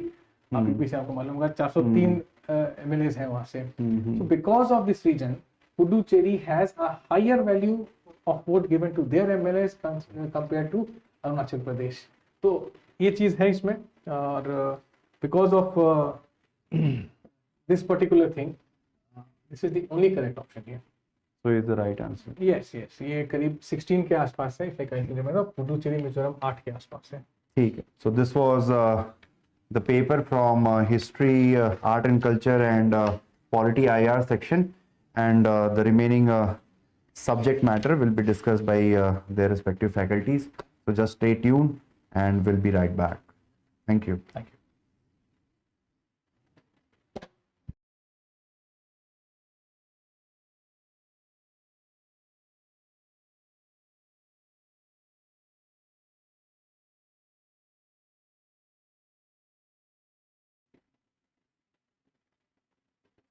Okay, so students, let us now discuss the second part of your exam.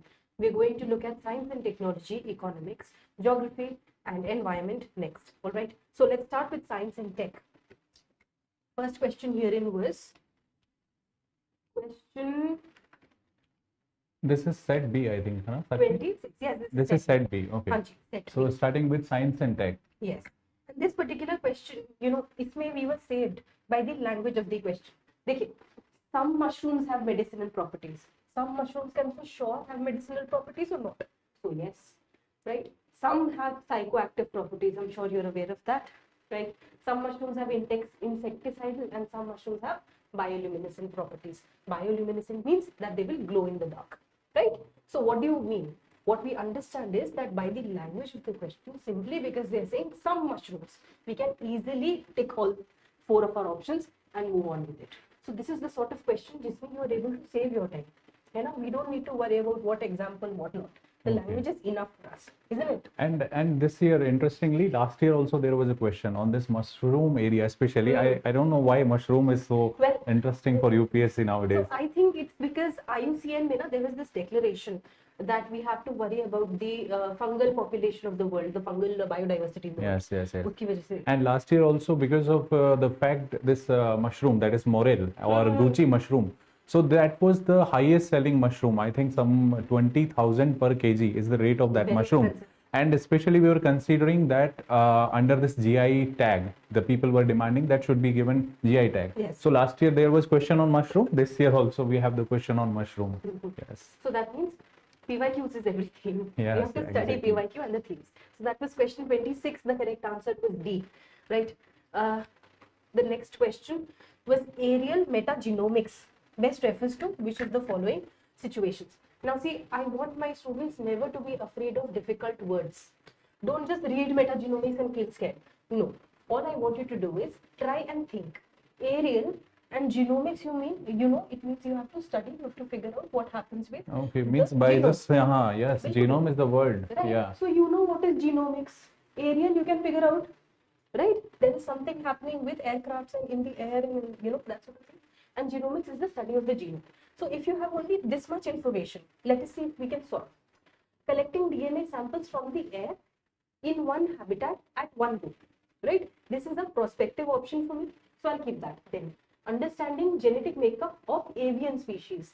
If I know that it is called avian species, it would have been avian species here, right? So that guesswork also works here. Then using airborne devices, we know airborne devices. Drones, it is a different name, we will not call it aerial, right? Then sending drones to inaccessible areas to collect plant and animal samples from land surfaces and water bodies. Here I agree that students could have gotten confused, but the correct answer here is very clearly this. What they try to do is that if you're trying to collect a wide variety of organisms from one place, then they collect the different genomes, the traces of biology from the air sample, right? And then that genomics can be done, right? Genomics basically just the study of the entire genome. So the correct answer here was A. Sakshi, this is the term that is also known as eDNA, environmental DNA. Yes, In yes, of terms of ecology, this is eDNA also. Yes. And the process is this one, aerial metagenomic. So what is eDNA?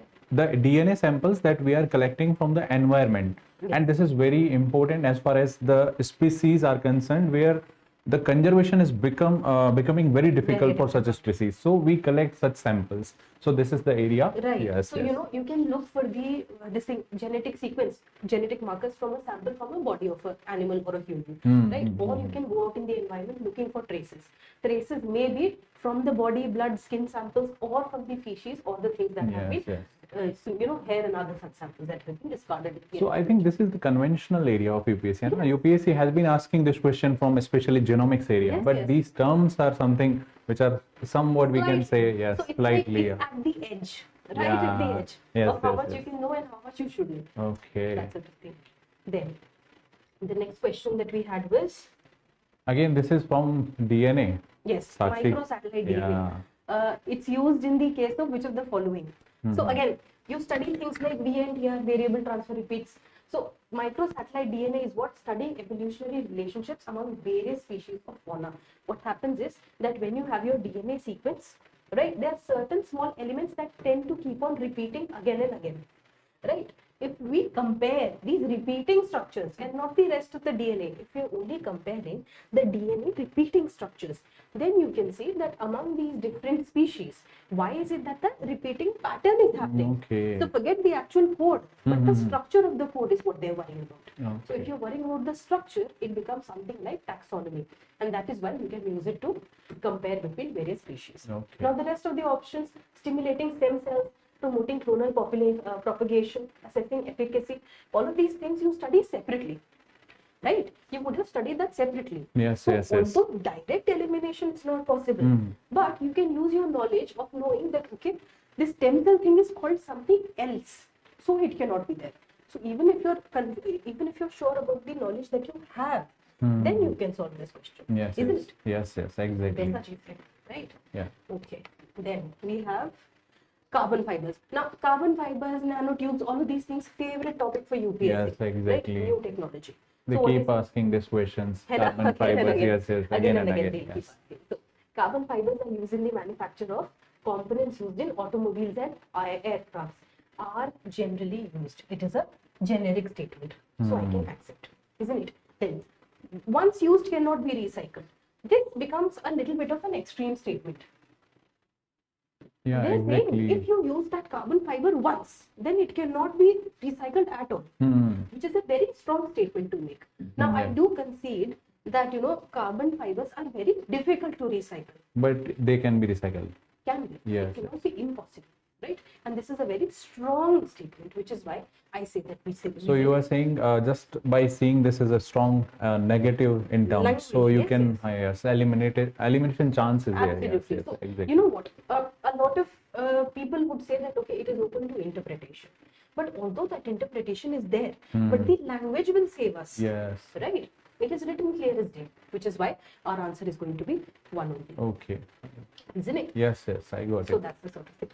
Then, consider the following actions. Now, this is a sort of technology that people use and worry about when they're buying their new phones. What, Exactly. does it have this feature or that feature that your smartwatch can figure out if you've fallen down and Yes, things like that. yes, yes. So, the logic behind that is consider the following actions, and in how many of the above the actions the accelerometer is required. So, detection of car crash collision, which results in the deployment of airbags almost instantaneously. If a car comes to a stop abruptly, it is deceleration, very strong acceleration ka reduction. Na? It is Yes. coming to a rest from a high speed, Yeah. right? So the accelerometer will be used. Fair enough. Okay. That jump of logic we can make easily. Yes. Acha. Then detection of accidental free fall of a laptop. This is a feature of your laptop that if it is falling, then the hard drive will get stopped and it will be saved at the last position. So Okay. you won't lose your data. Again, the concept of acceleration. Again, Yes. concept of acceleration, and see, it is asking you to know basic physics also. If something falls, that means it will come to at rest, right? Yes. So that acceleration due to gravity ka stop they're asking about. So accelerometer can guess Yes. that. Now we get stuck in the third option here. When you change your phone from portrait to landscape and the screen ka display flips, Okay. right? So my phone can detect that on basis of the accelerometer and the gyroscope. Now a lot of people will worry that it has to be actually the gyroscope. Gyroscope. Gyroscope is the device that worries about the orientation. This of an is a object in genuine space. doubt for me also. I also think this should be gyroscope. Yes. Yes, it's Yes. true. But the actual thing is that the gyroscope alone will not be able to worry about only the orientation. Okay. Gyroscope will tell you if it is in this orientation or this. Okay. Right? But Yeah. your phone detects that it has been changed. Yes. So I need to change the display. Which is why both of these devices come into account. And I'll grant it to you. You have a genuine doubt. Yes, It yes. is a confusing type of statement, which is why I need to discuss it in detail. But the correct answer is all three. All Why right? this question has been asked? I think because this airbag use has been become mandatory. I think Yes. this could be the area. See, again, the reason that UPSC asks questions is a very interesting thing for us to worry about. See, one thing is that, okay, the deployment of Deployment of in airbag, cars- yes. in cars has become mandatory. So that is one thing. Now, further, all of these technologies are talked about a lot by in consumer devices. Yes, And exactly. UPSC has this habit of worrying about the sort of language that is used in marketing, right? From the consumer welfare point of view. Yes, It yes. should not be that a well-aware student, that a well-educated person gets hoodwinked by marketing practices, Okay. right? Which is why they'll ask you about these consumer technology. They will ask you about all of these, so-called health benefits, wala medicines and things, melatonin and all. But still, I would say, Sakshi, this is somewhat difficult for me. Thoda sa Yes, yes, thoda sa, Thoda sa moderately, yes. Granted. Yes. Chalo, theek hai. Acha, then this one. Question 85. With reference to the role of biofilters in recirculating aquaculture system, consider the following statements. Now, again, I keep telling you, please don't be afraid of difficult words. Yes, here This whole recirculating aquaculture system, it just means how does an aquarium work? Okay. That is the only thing we have to worry This is about. related to aquaculture. See, you Okay. get an aquarium. Yes. It has water stagnant. You Yes. are not going to change that water again and again. Ah. So you put that small little dabba in that thing, right? Yes, yes, So yes. that is a research. Oh, little actually, that aquaculture is the device, biofilter. Okay. Yeah. So it has a biofilter inside. Biofilter by name will mean that it is trying to filter out the biological products or waste Okay. or that sort of thing that can be detrimental to the fish. Right? Acha. Hmm. So in order to do that, what does it do and what does it not do is the question here. Okay. ठीक है? अच्छा. First thing they're saying, it provides waste treatment by removing uneaten fish food. Now think of it this way: you have an aquarium. Okay, you have those tiny pellets that you feed the But fish. just you told me that fact. Now, this is something which we use in the aquarium. I know first should be correct. This I know this should be correct. Biofilters are something they should remove the waste. Huh. That is the basic purpose. Now you Right. told me yes. So, is it but then you will get stuck. See, we are saying it will provide waste treatment, but yes. by uneaten fish feed. No, it is going to remove the waste that the fish will generate. Okay. The extra food that we are giving to the fish, that Okay. is removed either by the person who has the Ah, aquarium. It's okay, like, or okay, there is okay. one more stage that is there. It's called the solid stage filter. Now, this sort of thing is a common practice across all purification devices. Okay. Even when you have an RO, generic Yes, RO yes, yes. system, right? In that, first stage is that, membrane filter. Yes, And exactly. then you will do RO, then you will do UV, whatever. Yes, yes, yes. There is usually a preliminary filter device in all of the water treatment systems, and in fact all treatment systems. Okay. Even in sewage treatment, सबसे पहले छन्नी जैसा चीज लगाते Ah, हैं to yes, remove all of the exactly. waste, solid Okay. waste. So uneaten food comes into that sort of trash. Na? Ah, You don't need a biological filter, yes, yes, yes. right? It is not a biological product in the water that I need to remove. Exactly. That's why statement 1 is wrong. And because I Okay. get it, it is this question, okay, I'll grant it difficult. Yes, yes. ठीक है? So, It needs some technical knowledge. technical yes, knowledge yes, is there. Yes. Right? Acha. Then biofilter can convert ammonia present in fish waste to nitrate. See, when you look at this statement, then you can sort of appreciate what a biofilter will do. Okay. A biofilter is selecting a special, this sort of chemical compound, right? And changing it into something else, Okay. isn't it? Which makes it an active sort of filter. Okay. It is changing the nature of that thing. Na? So, okay, this is correct. Now, they increase phosphorus and nutrient for the fish in the water. No, phosphorus is not a nutrient. It is a toxic element for the fish. Yes, yes, It yes. has to be reduced. Okay. See, phosphorus toxicity, as environment teacher, you will remember Yes, yes, I from know. eutrophication. Yes, this is the Problematic, element which na? is responsible for eutrophication. So it will actually increase the algal growth. Yes, and not So fish. yes, yes. So this should not be yes. Right. So So- 2 is the only answer. Will- Yes. Okay. And see, which makes it only 1 is the correct statement. And what I want to bring attention to here is that questions are usually not solvable by one subject. Hmm. I can link environment here and find out my answer. I can link my GK. Maybe I have a fish aquarium at home. So they're Yes. asking you the Some sort of basic things- knowledge Yes. also required. They want you to be aware of the world. But one more thing that I want to say here, the pattern which I am noticing here, Sakshi, you can see only 1, only 2, all 3, none. Yes. Earlier there were options that you could have eliminated, Yeah. but this time I think this is increasing the difficulty. Absolutely. Yes. So So Prem sir is very right about this. Till now we had a lot of these questions, Yes. 5 statements, 1 only, 2 only, 3 if you only. don't know one statement, you have the probability you may get elimination Yes. type of technique and you could eliminate. But this time I think it is becoming difficult. Almost all of the There questions, are yes. virtually no questions with that 1, 2, 3, 1, 4, 2, 5 3, wala 4, pattern. 5 wala. So pattern is somewhat we can say going towards difficulty. It Yes. also means that every UPSC paper that we see, Hmm. it becomes a sort of prophecy for the paper that is going to come next year. Yes, sir. You But see that there is a pattern this year, you have to sort of expect that, okay, there will be a change on similar lines next some bouncers are expected in next year. Absolutely. Okay, okay, fine. that whatever has happened this year, So will yes, happen more difficulty. next year. But it has been compensated in terms of low score in prelims. Means the Yes, cutoff yes, was cutoff low. was low. So it has been compensated. So I don't want my students to get worried. Yeah, actually. It's not that. It is getting difficult for everybody. Yes, And yes, yes. also because it should not be high cutoffs consistently. Hmm. It goes against the difficulty of the exam. Yes, yes, exactly. Okay, so that was 85. Then we have this question. Now see, sometimes the options will make the question easy. This Cepheids, it's called the Cepheid variable. right? And it's this sort of star that brightens and dims periodically. You do know that stars twinkle, but that is an optical phenomenon that we see from the earth. But some stars are such that they themselves will twinkle. That is, their brightness will increase and decrease. Oh. So that sort of star is called a Cepheid variable. So they are also called Cepheid in general. And if not, you know that okay, nebula. This is from geography. Being a geography teacher, I know nebula is nothing but a gaseous, we can say, the dust and gas. Matter.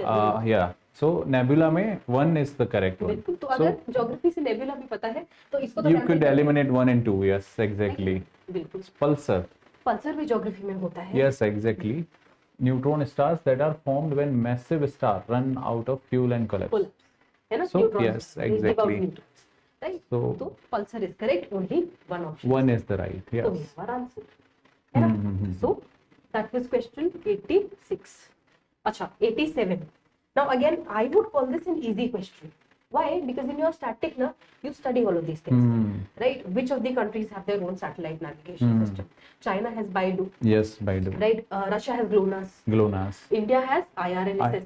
ये तो yes, everybody yes. has to study, right? Europe has Galileo, Yeah. and Japan has something called QZSS. It is a very longish name in Japanese, and I don't want to butcher Okay. that Japanese, but it's called QJSS, QZSS. Okay. All right, so Japan does have it. Of course, the rest of them don't. So factual question it is Factual actually. question, You right? should And have very this straightforward. knowledge. Yeah. Should have. Then, this also I would want you to know. Ballistic missiles are jet propelled at subsonic speeds throughout their flights. What do we know essentially about ballistic missiles? You have a missile here, right? You explode something, and ballistic missile goes like and down. That is ballistic missile, isn't it? And cruise missile is okay. It starts from here. There is a jet at the back, and it sort of cruises around and hits where you want to hit. Okay. Isn't it? Now look at the description. Ballistic missiles are jet propelled throughout their flights. So I said ballistic missile is initially propelled and then it falls. Cruise missiles Then are. after some stage, it is gravity. That It is is just gravity. okay. You sort of just shoot it in the air. Yes, yes, yes. That's what the thing is. Fine. Right? Which makes this description to be wrong. Throughout the flight, there is no requirement of No, fuel. no. Okay, okay, right. Right? And cruise missiles are rocket powered only in the initial phase of flight. That is the ballistic missile. That is the ballistic. Okay, so Initial- exactly reverse is the Absolutely. yeah. And this Okay. is the sort of thing that UPSC does very often. They'll switch things up. है ना? Okay. अच्छा. Now, Agni 5 is a medium-range supersonic cruise missile. In this exam year, any serious aspirant will not have missed Agni 5. Okay. It is the sort of thing that, people will have to know, Brahmos. You cannot escape it if you've done any test series. Yes, exactly. Which is why I will call this question easy because of the options. Because of the option. Everybody has to know that Agni 5 is this thing, ICBM. Okay. Intercontinental. Exactly. ठीक है, so this is also wrong and I have my answer. So only basic information was Yes, enough yes, to solve this absolutely. question. Okay. So what that means is they will give you some difficult questions and some questions easy. that will look difficult, but the data is such that you will be able to solve. Yes, yes, Right? exactly. That is the thing. Acha. Now, 89. Consider the following statements regarding mercury pollution. Now, this one used the brains of both science and environment. Yes, together. yes, exactly. है ना? This is the part of ecology and environment also, especially in Meena Mata Convention. Absolutely. So I also teach this concept. So go Please, ahead. please. So, gold mining activity is a source of mercury pollution. Yes, exactly it is. And under Meena Mata Convention, it is clearly specified. Especially small scale artisanal gold mining is something. Artisanal Yes. and small scale gold mining. Yes. So this is the Okay. area that is mentioned, which is to be regulated under Meena Mata Convention. Also, this has been given. So yes, exactly one Correct. is correct. Then coal-based thermal power plants called This also I can tell you, Hmm. because mercury is found in some of the rocks, and the volcanic activity is nothing but some, you can say, the molten rocks are coming out. That is your magma. Na?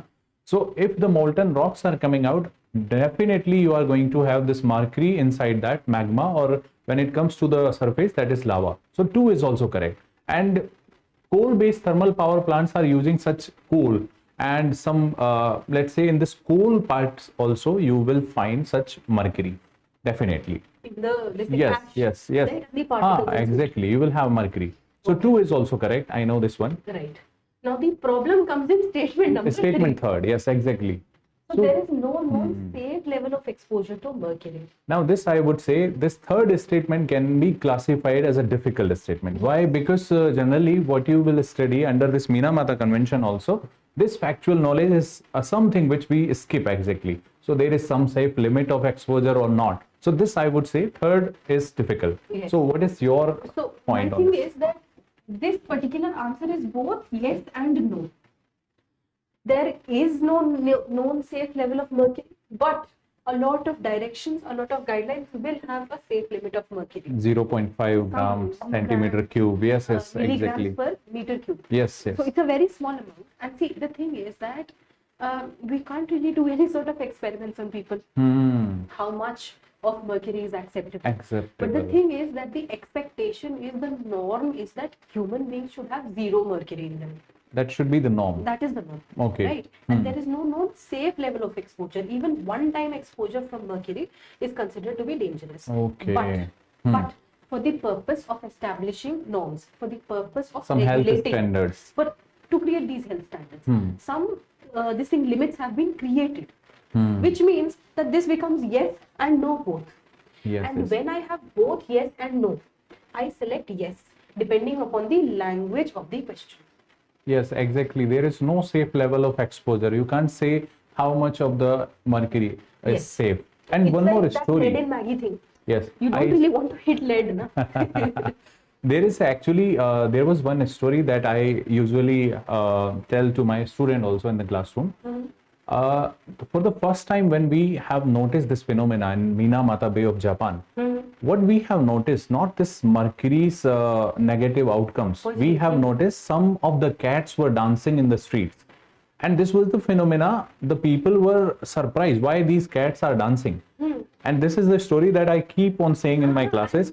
So the phenomena was noticed, and then later it was discovered this was because of the fishes that they were eating. Okay. And these fishes were exposed to methyl mercury.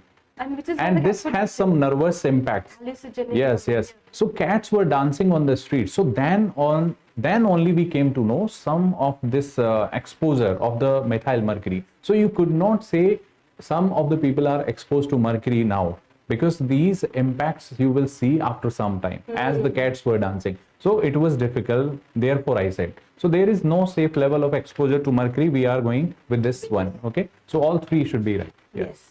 Then we have green hydrogen. Now, see, you've covered in various sources different colors of hydrogen: green, gray, blue, all these things. Yes. Blue hydrogen they asked also. Yes, yes, yes. This time they're asking you different colors, but they're asking you the application now. Acha. So it can be used directly as a fuel for internal combustion. Exactly. So there's this thing called the internal combustion engine. You will see in ads of like engine oil, right? Those pistons that go up and down. So internal combustion engine, the thing is that inside that piston, if we put some sort of fuel, it burns and it explodes and it pushes the piston out. Yes, yes. Now the logic of that internal combustion engine is that you can make that explosion with a wide variety of different fuels. Okay. And Okay. if you have hydrogen, of course, you can explode hydrogen. The good thing is that the products that are created is just. Can I say one example, that is HCNG, hydrogen CNG? Yes. So hydrogen is being used in the vehicle. Yeah, but see, there That are could be the example. that could be, but the statement says Green it can be hydrogen. used directly. Okay, directly. मतलब Yes. combustion engine में directly hydrogen डाल के चला दिया. Oh, That sort of thing. The thing that you're saying, that comes in here. It can be blended with Yes, natural gas and yes. used as fuel for heat and power generation. so that is HCNG concept. That is So if you HCNG. know about HCNG, you can at least take this one. This one. And if you know that hydrogen can be blended, so first by this one, See, again, this can will save me in a lot of cases. if we know that HCNG is the possibility, so if HCNG is the possibility, I can burn something else. hydrogen directly also. Okay, That sort of thing. And can means that it is possible. possibilities. Meaning that a prototype will also work. Okay, And if there is a scientific prototype, we don't have a problem. yes, That exactly. sort of thing. Acha. Then the third statement was it can be used in the hydrogen fuel cell to run vehicles. Now again, renewable energy is a very important topic in today's world, right? A fuel cell will mean that we are not burning the hydrogen, we are Exactly. doing a reaction, right? That is a fuel cell, right? That the energy that is created is because of a reaction. So the Exactly. reaction is going to be hydrogen and oxygen together, right? And the electricity is generated there. So all three statements are acceptable to me here. right? Which makes my answer C. Earlier there was a catch, Sakshi. If a question is coming from technology point of view, so generally all the statements given should be correct. All of the above. So this catch is also working in this question. But I am very scared of that sort of thing. We can't go. No. Yes, Very exactly. risky. Yes. See, again, if I start thinking, the only problem I have with that sort of thing is that, see, I can start thinking that this is usually the answer. But that interferes with my thinking about the actual answer. Exactly. Which is why I suggest that we don't do that. You can't go blindly with this guess. Yeah. Okay. Look at the pattern. Feel happy that it's happening. But don't let it cloud your thinking. Yes, exactly. Okay. So that was question 19. And then we can move on to economics. Achha. So for economics, our first question was question 41. Interest income, and it's statement and assertion, which is another thing. Instead of those 1, 2, 3, 4 wala option pattern, I consider this somewhat easy because 1, 2, only 1, only 2, or only Both 3, or or neither. none. So that was difficult. Means you must know all the 3.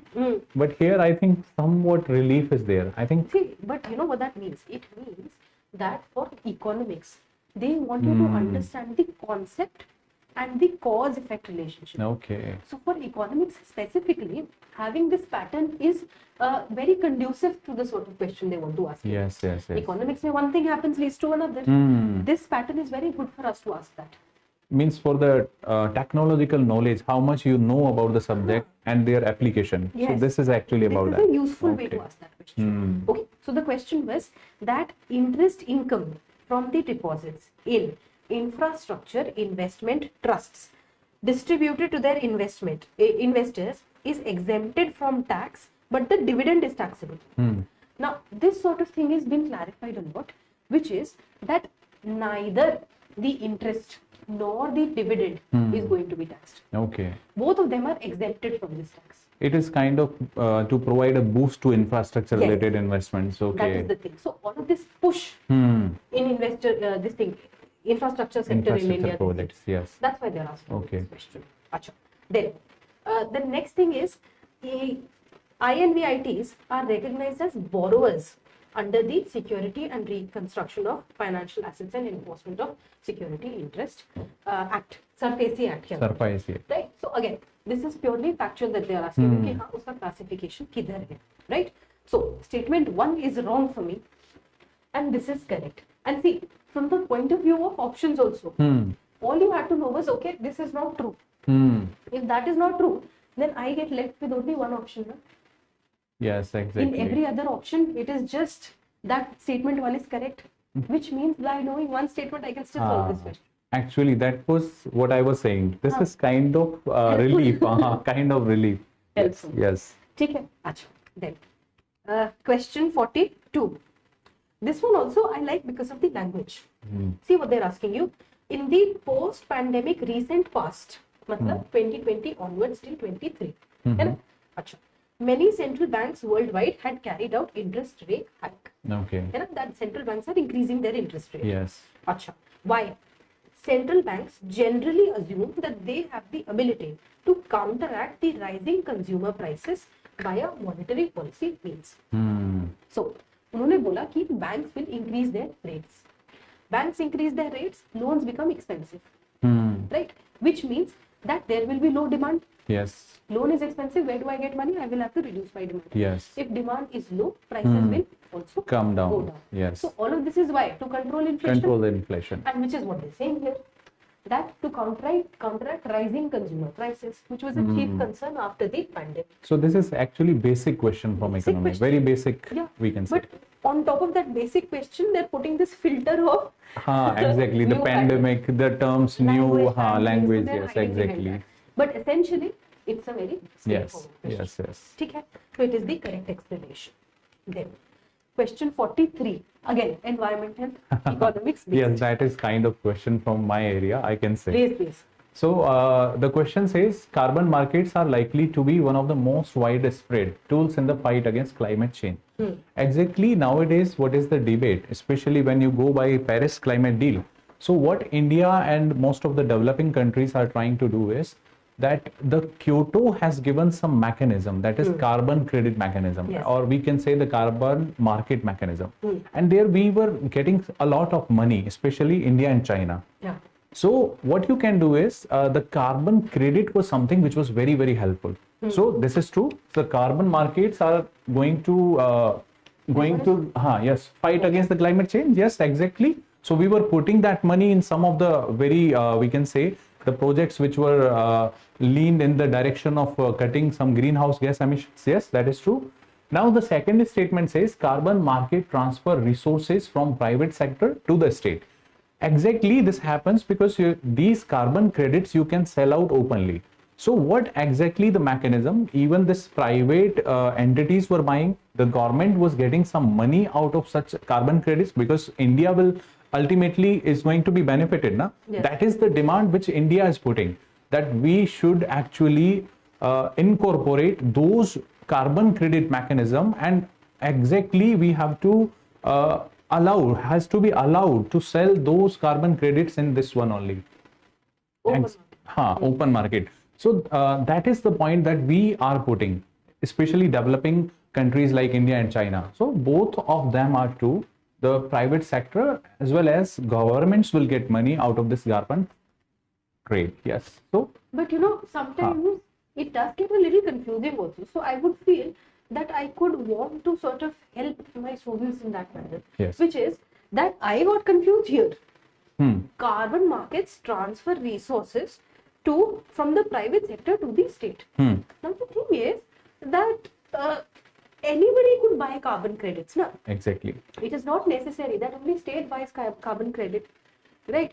It would also mean that other things could happen. State can buy carbon credits, private sector can buy carbon credits, but this can happen, which is why it's okay.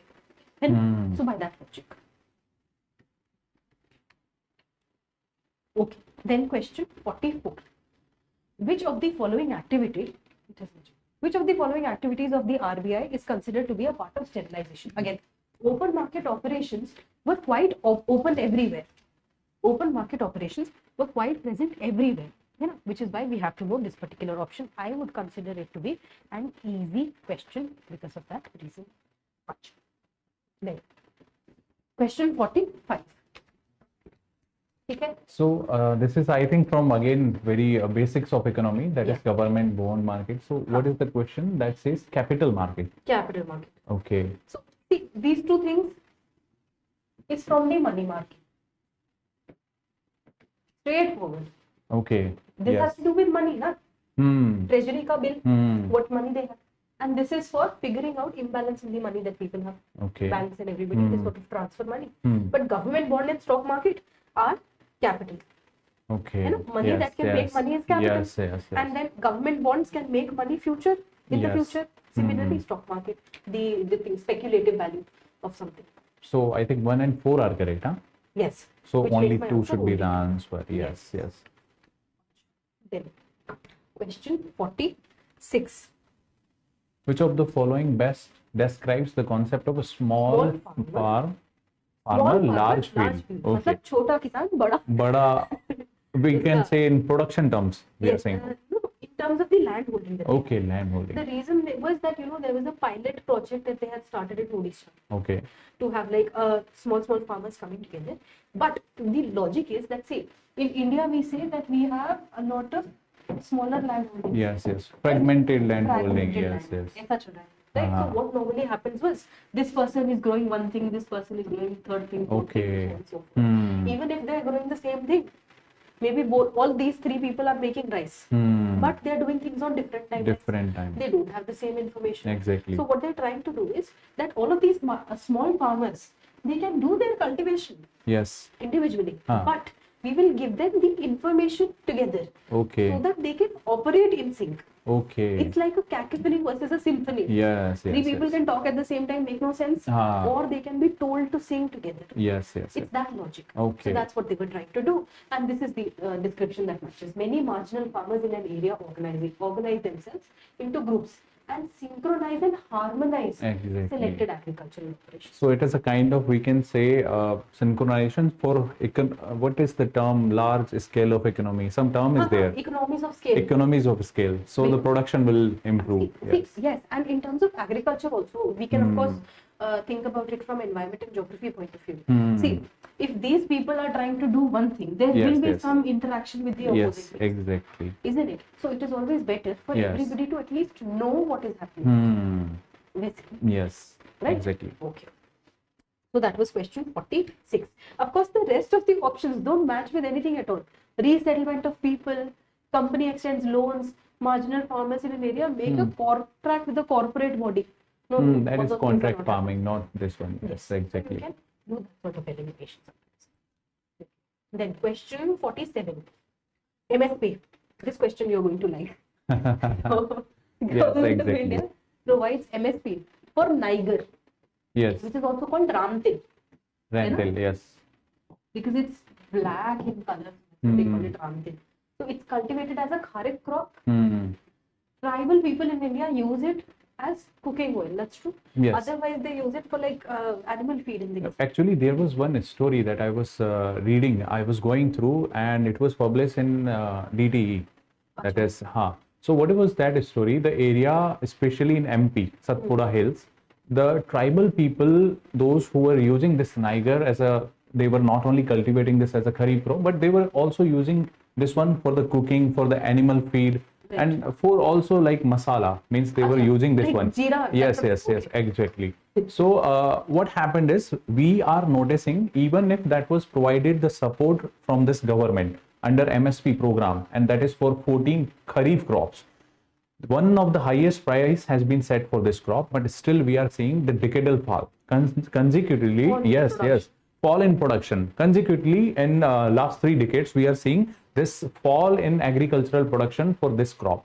So that was worrisome, especially when it comes to some tribes, and especially the tribe which I am mentioning here, the story of that tribe, that is the Gonds of MP area. Oh, but they are very important. And Gondwana land is named after the Gonds. So there were 2 reasons given in that story. One reason was, now these tribes also preferring rice cultivation instead of this one, because one invasive species of plant is there, that is Kaskata. You know Kaskata? So Kaskata is destroying this Niger, and people which are cultivating this Niger, they are now preferring rice cultivation because their crops are being destroyed. So this was the story which came, I think, in 2022. So yes, that is the question. Actually, this is the area. I think this should come. This should come from that area. Yes, exactly. So that 3 statement you can solve by this story itself. Government is providing this minimum support. Yes, exactly. And this is the 14. Yes, this MSP is highest for this Niger. One of the highest MSP has been provided. The second is, these are the kharif crops. 14 kharif crops have been provided this support. So Niger is included in this one. And yes, tribal, that I am just now telling this story to you, that is Gonds, or the Gonds of this Satpura Hills region. They were using this one as a cooking, as an animal feed. So this 3 is also correct. So all 3 are. But then the reason why they're giving such a high MSP has to be so that the product, the MSP, crop gets produced, yes, so that the production can be increased. So that is the and one more factor is there, again, your economy, that is demand and supply. Because demand is there, supply has been reduced, so MSP is high accordingly. Oh, yes. Yes, exactly. So that was this question. The next question is question 48. Consider the following investments in the following assets, and what will be intangible. Intangible means something you can't touch, can't see. Naturally, inventory, so you can see. Inventory means whatever product you're producing. Stock, we can say. Stock. Like the stock that you've kept somewhere. Inventory will not be. Will not be the part of this one. Inventory has to be tangible. Yes. So I can eliminate this. Then, brand recognition is an intangible aspect. Is this brand of whatever it is that I'm using, okay, is this brand, whatever it is that I'm using, is it recognizable or not? But the product is tangible, but the brand is intangible. The brand value, the name, what you associate it with, that is intangible. Yes, exactly.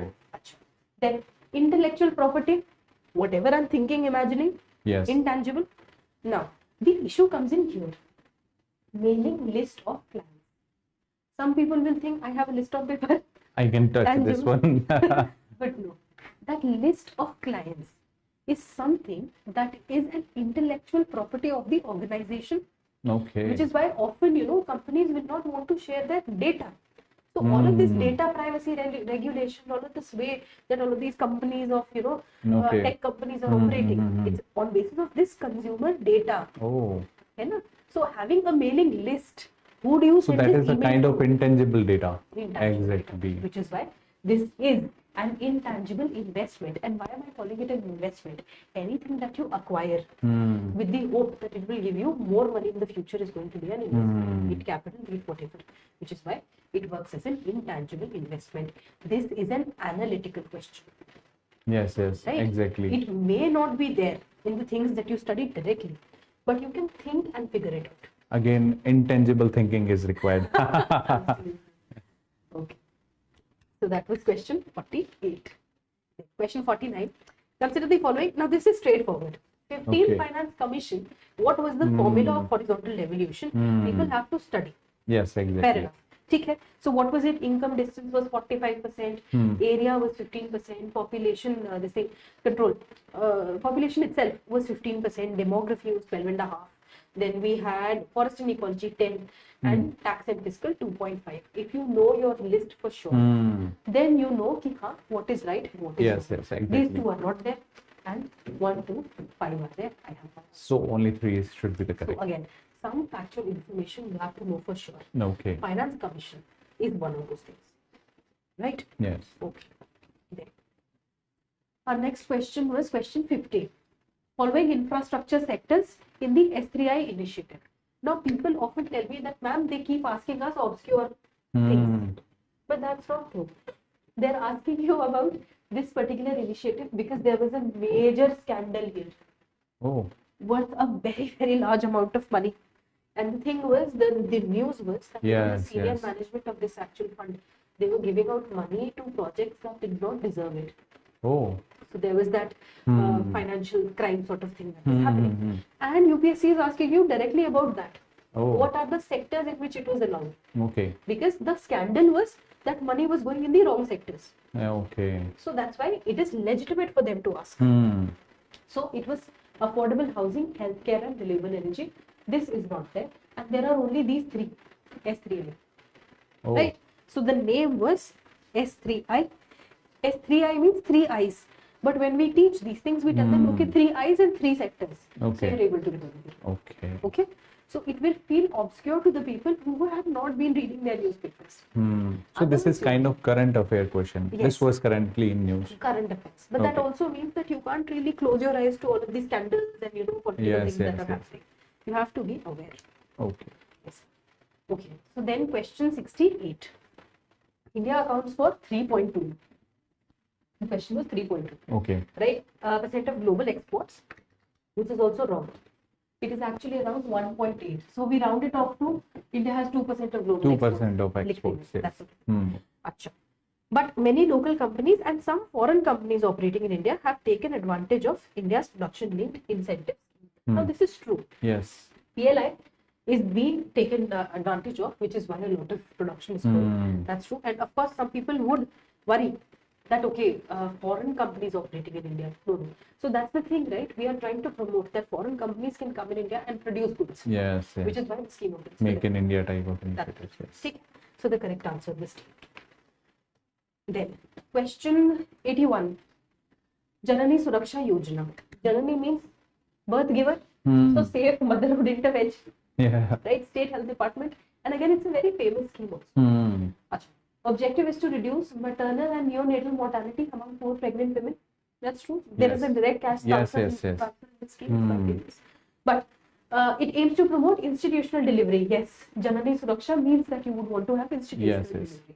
But objective includes providing public health facilities to sick infants up to 1 year.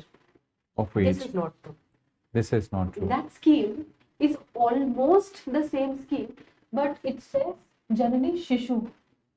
Okay, Suraksha that is Shishu Suraksha Yojana. Shishu Suraksha. That is separate So scheme. there the kid is given, the newborn child is given this thing, healthcare in public health services. So statement 4 is wrong, but only 3 are correct. But here what I wanted to pick up is that they also play with your psychology. There is something called psychological conditioning. Exactly. After reading these 3 statements, you will feel कि हाँ क्यों नहीं? 4 should also be, yes. So, but you have to be careful. which means we have to study our schemes very carefully, Hmm. and especially the very famous ones. Exactly. So this was very famous scheme. You should know at least the Hopefully. basics of this scheme. Yeah. And see, again, I understand that we keep saying you should know it is easy, Ah. but don't take it to heart. Yes. Not everybody is going to be good at every subject. Yes, And yes. the reason that we're doing this discussion together is you have to know that people are sure only about their own subject. Exactly. You know, things that are difficult to some people will be difficult. So don't be too hard on yourself. Exactly. And that is also necessary. And again, the mental pressure at the It is a situation. lot. Yes, this is going to actually convert some of the simple questions also. To very difficult. Yes, exactly. See, today in the morning when I was reading the paper, I made that silly mistake of reading Exactly. correct and incorrect wrong. Yes, yes, exactly. It happens to everybody, so don't be very harsh with yourself. That is 81. We have to move on to 82. Consider the following statements in context of Anemia Mukt Bharat strategy. So what are they saying? It provides prophylactic calcium supplementation. It's not calcium supplementation, it is iron and folic acid. And I understand that you write iron like this. I write it Fe so that you can remember P folic. Right? And it helps Exactly. you remember things. Yes, yes. So it's not calcium supplementation. Acha. Then it runs a campaign for delayed cord clamping in the time of childbirth. This is also a very specific thing that people have been targeted from. For around 3 minutes, that umbilical cord, uska blood has to be drained, which is a very Okay. important thing for the long-term health benefits. Okay. That is there. Acha. It provides for periodic deworming to children and adolescents. That's also true. That should be true. Albendazole tablet Yes. is given to children periodically and to the entire school together. Okay. Right? Because again, it's just one tablet that has to be given and the worms will die. Okay. But having that worm inside of your body has very strong implications on people's nutrition. Yes, It exactly. is a very strong problem. वैसा ठीक है अच्छा then it addresses non-nutritional cases of anemia in the endemic pockets with special focus on malaria, hemoglobinopathies and fluorosis. This is also true. These 3 specific diseases have been mentioned by name in the strategy, which is why we have to So worry kind about of holistic scheme it is. Yes. The strategy is very holistic. We Yes. are covering children. Yes. Then yes. everything in different stages. But I will call this a slightly moderate to difficult question also. Yes, yes, yes. Because see, you will know the scheme, but it could be that you could have missed out on some factual Again, because of options also. You Options, must a know lot of all. options, na? Yes. It's not even that 1, 2, 3, 4 wala pattern. You have to know You for should sure. know all. So this is, we can say, moderately difficult. Yes. Tricky. Mark. Okay. Then, question 91. With reference to the following statements. Now see, when this whole thing changed about what sort of organization will be, what sort of company will be called micro enterprise, all these things, we thought that okay, now we just have to remember the new thing, forget the old. But that is not what they're saying. They are asking under the 2006 ka Act, Oh, the thing that was changed, that is changed. right? Now it is a different limit. But what was the old limit is what they're asking. The old limit was this has to be less than 10 CR. Less than 10 CR. So one this is not true. wrong. Okay. But all bank loans to MSME come under PSL, priority sector lending. That is true. Right? So that is the correct answer. Only 2. Then, question 92. With reference to the central bank digital currency, consider the following statements. Now, CBDC, again, everybody is studying. All of Yes, this crypto, CBDC, yes, yes. very favorite topic for all of the students. Now, it is possible to make payments in a digital currency without using the US dollar or the SWIFT system. Now, because that SWIFT system got threatened because of the geopolitical schemes that were happening, this thing, central bank digital currency, was picked as a solution. Matlab, because there was a problem, CBDC was proposed as a solution कि हाँ इसका ये भी benefit है. Yes, yes, yes. Which is why that linkage I would not consider to be a very strong leap for a lot of my students. है ना? अच्छा.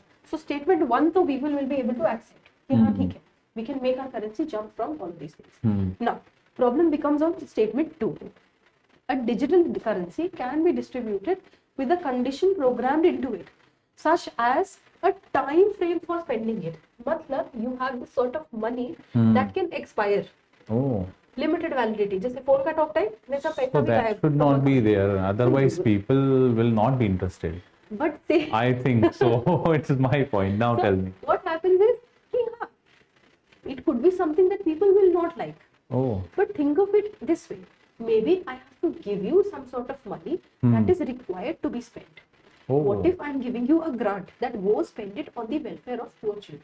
Hmm. That money should be spent only, na? Yes, If yes. there is yes. a time limit, if there is that expiry limit Exactly. attached, it means that welfare benefit will accrue to the desired objective. Exactly. That is one logic, Uh-huh. which means that thinking through an example is a logical policy. If I'm trying to say that A can do B, and I have an example that says it does not happen. If I have an example that A does not go to B, does not mean that this is not true. Hmm. It means that that example is not true. Hmm. Agree? There can also be a different example. Yes, yes. So whenever you think of it this way, the reason that we're demonstrating this is कि हाँ, it will come in your mind. But try to look at an opposite example also. Exactly. उसका Hmm. दूसरा नाम भी दो. And yes, it is mentioned also, can be distributed with condition programmed. बिल्कुल. And Yes. see again, that language says you Possibility. again, can का मतलब क्या? You can make whatever sort Possibility, of programming yes, you want. Which is why the only correct statement here was both 1 and 2. Yes. ठीक है? So that was question 92 for us. Now, question 93. Now, sir was telling me about Yes, so, this yes, TV yes. show. Exactly. If we go by this knowledge of a stock, so you will see beta factor of the company. So I know that fact. How do you? So Because you like watching the TV show about investment. one of the show that is Shark Tank India nowadays is common. So Right. that also it is mentioned, but I know by this stock knowledge a little. That the reason I was pointing that out was that you don't differentiate where you're getting your knowledge from. You can get it from books, you can get it from your favorite TV Yeah, shows. yes, yes. Anything can be educational, and UPSC is very interested in that sort of thing. And, so there are some determinants. One thing is called the alpha performance. So that alpha is about the performance of the stock. You know, is it going plus, minus, whatever, Yes, plus yes. 1%, that sort of thing. That's the alpha. The second thing is the beta. Beta matlab, see, market will go in whatever direction. Yes. You know, markets tend to move around. Now, it could be that I have bought a stock for something. Right? I have bought some stock X. Right? Beta means that how much does my particular stock, my particular investment correspond to the market movement. Yeah, exactly. Now, if it translates directly to what the market is doing, that will be beta is equal to 1. Market goes up, my stock reflects the same thing. That is beta 1. Beta 2 means whatever is happening to the market, it is happening more to me. If it's going high, I am going higher. Exactly. If it's going low, I get more loss. So that is beta 2. If beta is equal to 0.5, that means whatever is happening to the market, I am only showing half of its response. Okay. Right? Some things, now there's one very interesting thing. Some things will have beta negative value. Matlab, market is going in one direction, I am going They in are opposite going direction. in second Market is going in opposite direction, I am going in one direction. So everybody wants to find that magic beta stock. Okay. That market will go down, I will get rich. Yes, exactly. Which is why it is a very rare sort of stock to be found. There are only 2 or 3 stocks that will be that. Yes. Okay, so that is the beta value. So what is it? A numeric value that measures the fluctuations of a stock to change in the overall stock market. Okay? Yes. So that was question 93. Then question 94. SHG program was originally initiated by the State Bank of India. No, it was not State Bank of India. It was actually an NGO sort of thing which is called SEVA. But later it was picked up by NABARD. Now, So it was not SBI for sure. We can think of it to be NABARD. Okay. Then in an SHG, all members of a group take responsibility for a loan, but not for the loan that an individual member takes. The concept of the SHG is that they are people with limited assets. They will pool their assets and then they will form an SHG. Right? Now this SHG will go talk to the bank. Okay. Bank will give the loan to the SHG. Right? Which means that now these people together have stronger collateral. They can get a loan directly. Okay. SHG does not mean that, okay, this one person wants a loan and they form a group and get him a loan. No, that thing does not happen. Further in the SHG, other things can also happen. Maybe everybody has to give their loan payment. If one person fails to pay that payment, then what action has to be taken is according to SHG ka logic. Okay. Right? So that sort of thing is there. And again, because SHG has to be studied well enough. Right? So I wouldn't classify this to be quite that challenging. It's okay. You understand the process and you'll be fine. Acha. the regional rural banks and scheduled commercial banks support SHG. That is there, and they supposed to.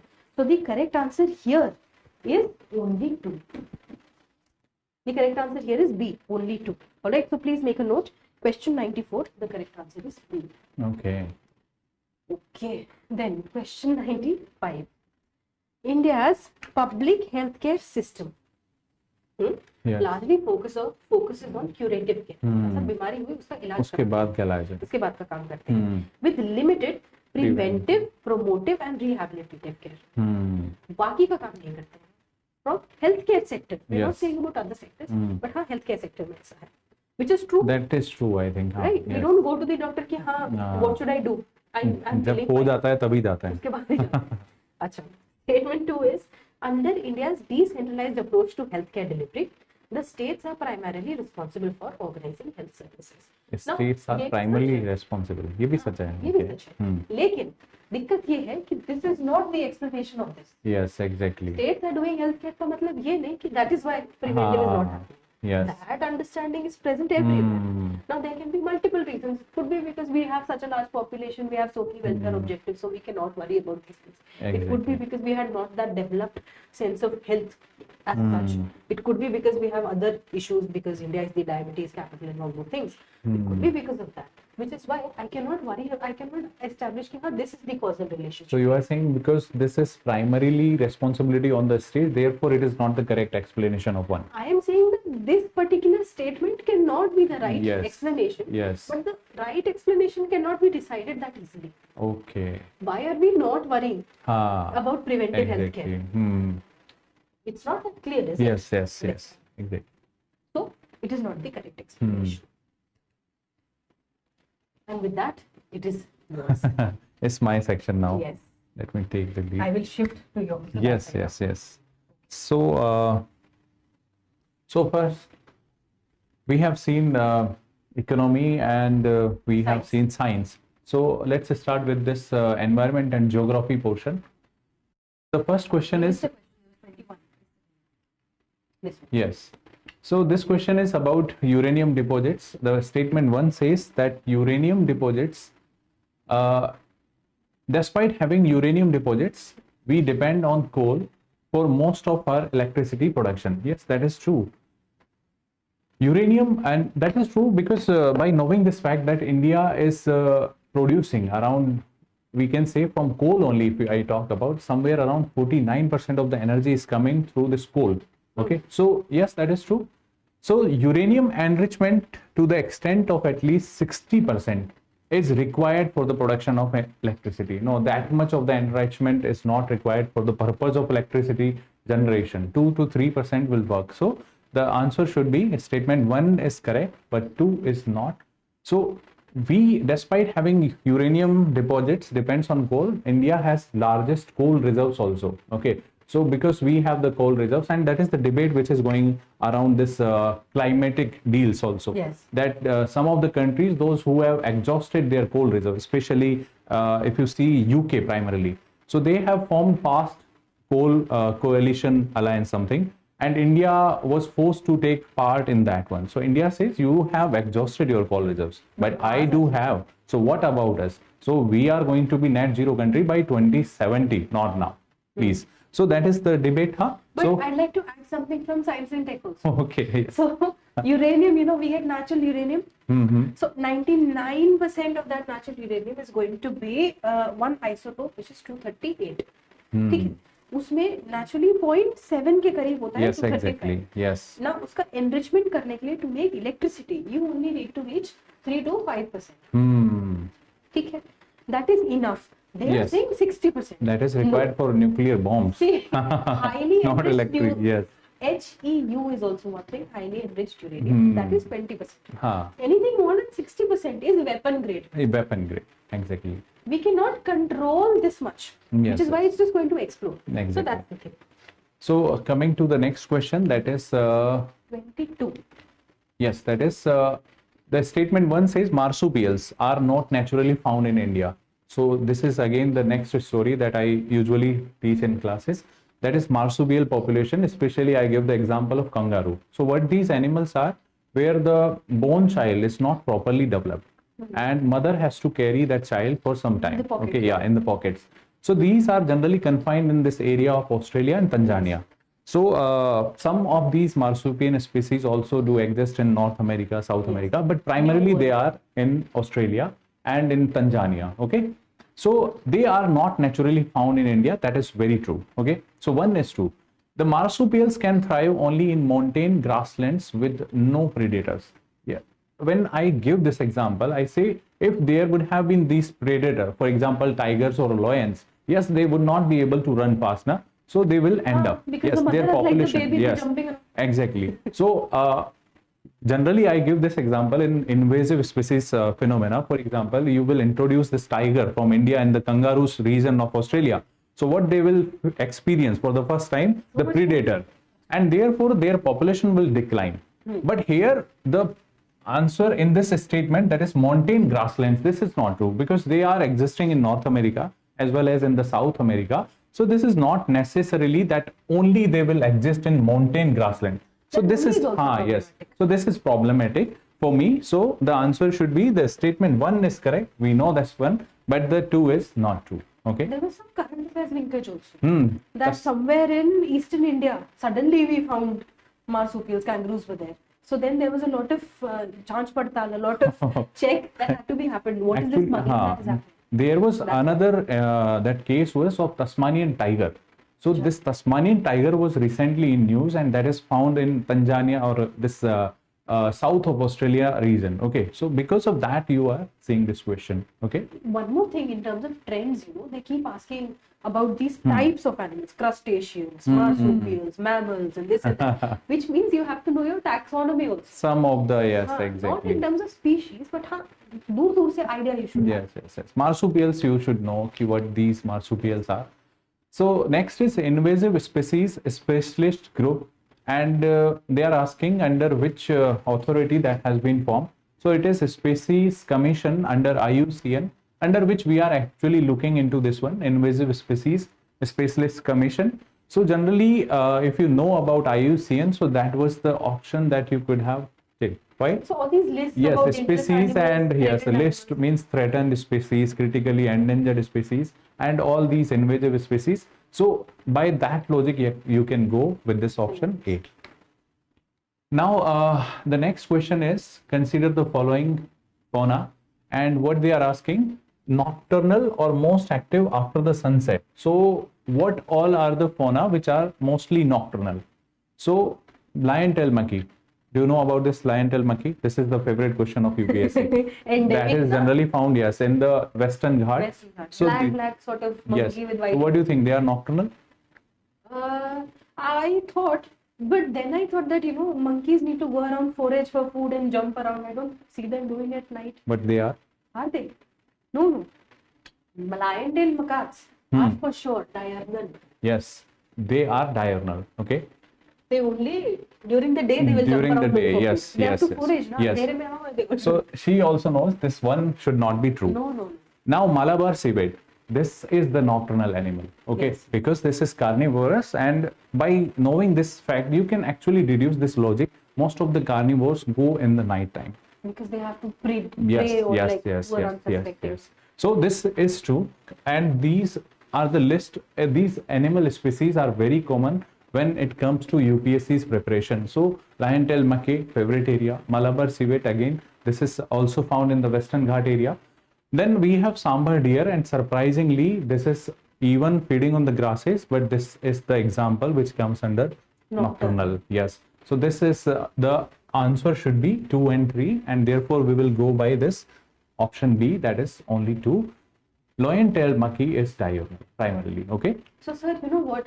I think in terms of pattern, Yes. what this means is we have to study the options of the BYQ. Yes, We have exactly. to at least know those animals. Yes. Those animals you have to go through. And especially one more thing that I noticed particularly nowadays, the pattern is recently UPSC has asked, I think 2 years back, that is the behavior of elephant group. Yes, Okay. I remember. So the how these animals are behaving, what sort of the their habits are. So now UPSC is going into that area. Yes. This is one thing, means they are asking what is their natural, the time when they come out, okay. You will see some more questions on this line only, okay. So behavior pattern. yes, exactly. See this the one. next one only. So waggle dance is the one which is found in honeybees. So honeybees, the question says, so which of the following organism perform waggle dance for others of their kin to indicate the direction and distance to the source of the food?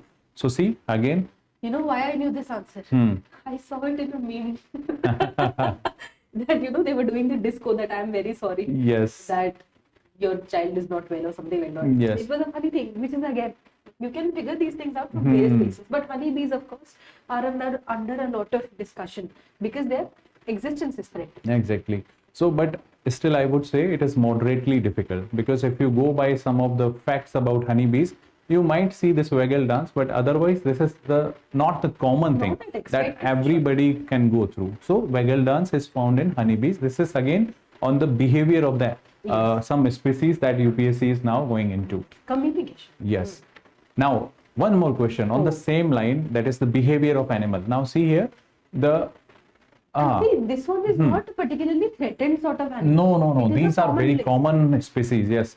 So, but here I can say, but just putting your common knowledge also, you can deduce. Yes. See, Indian squirrels. If you have, you must have seen squirrels. The one I think. with the black lines. Yes. Exactly. So the first statement says they build nests by making burrows in the ground. Have you ever seen some squirrels which are living in the grounds? We can say in the burrowing holes. Have you ever? You will see that this. them in the park. Yes. So they will always prefer the high trees for such nest making purpose. So please understand, this is how they make their nest on the high trees. Okay. So the one is burrows in the grounds. No, for the nest purpose they will prefer tree. So one is not true for sure. I know. They store their food materials like nuts and seeds in the ground. That is very common. If you see these squirrels, they will generally do this digging work, and they will put some of their nuts, favorite nuts, inside that one. So, but then they live on the tree, but their food is They will come down for the purpose of eating. Oh. They will come down for the purpose of eat and all. So this is, they store their food like nut and seeds in the ground. That is true.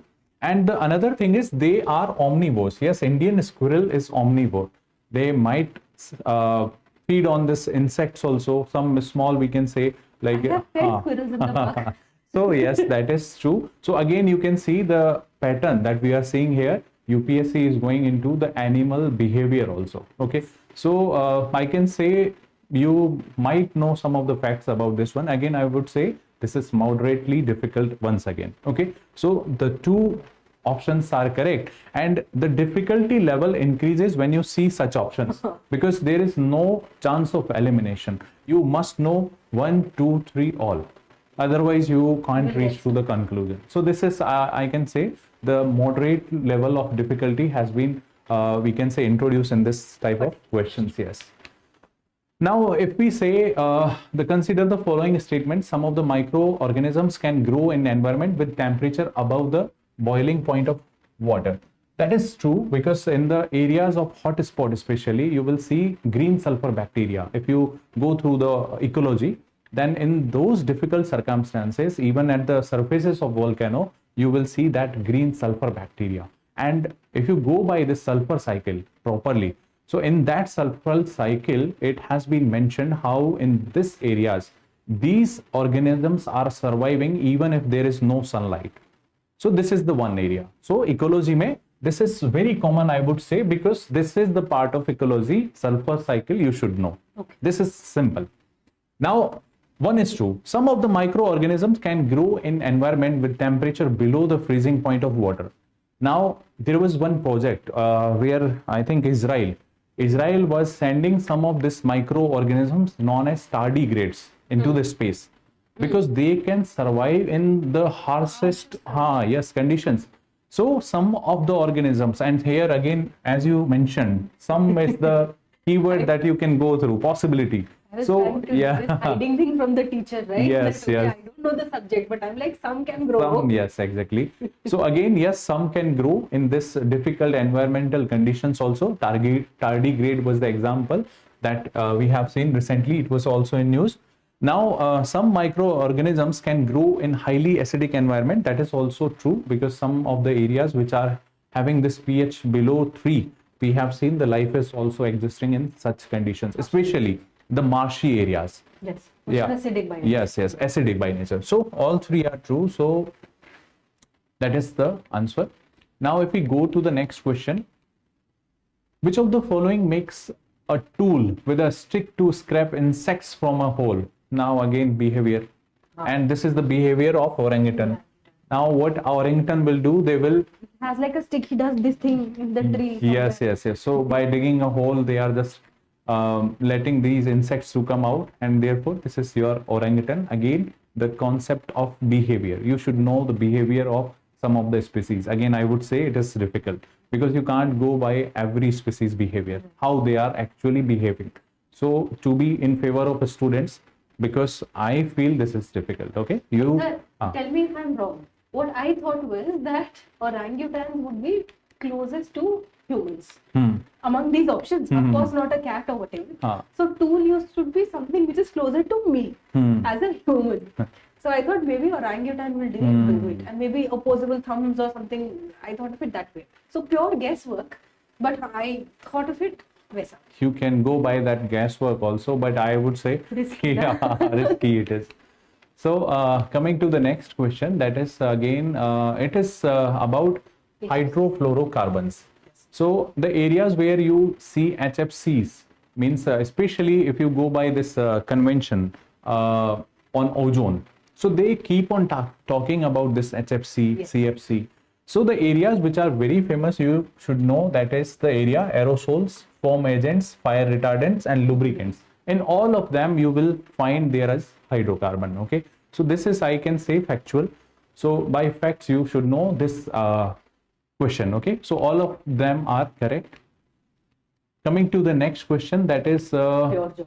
again, it's pure geography, core geography, and it is very simple. Okay, because you go by this one, Jhelum River passes through the Wooler Lake. Yes, Wooler Lake is situated between the Spir Panjal and Jaskar range. You must have heard about this one. And the river which is passes through here, it is this Jhelum. And because of this we can say, the alluvio glacial deposits, you must have heard this term, that is Yes. Kareva formation. Yes. So this Then is we nothing accept- but, yes, exactly, this is nothing but this fertile zone which is known as Kareva, and most of the agricultural production comes from this area. Kashmir Valley is situated in this one. So Wooler Lake is forced to meander in this area, and Because of the therefore form. yes, because of this thick sedimentary layer of this alluvial deposit.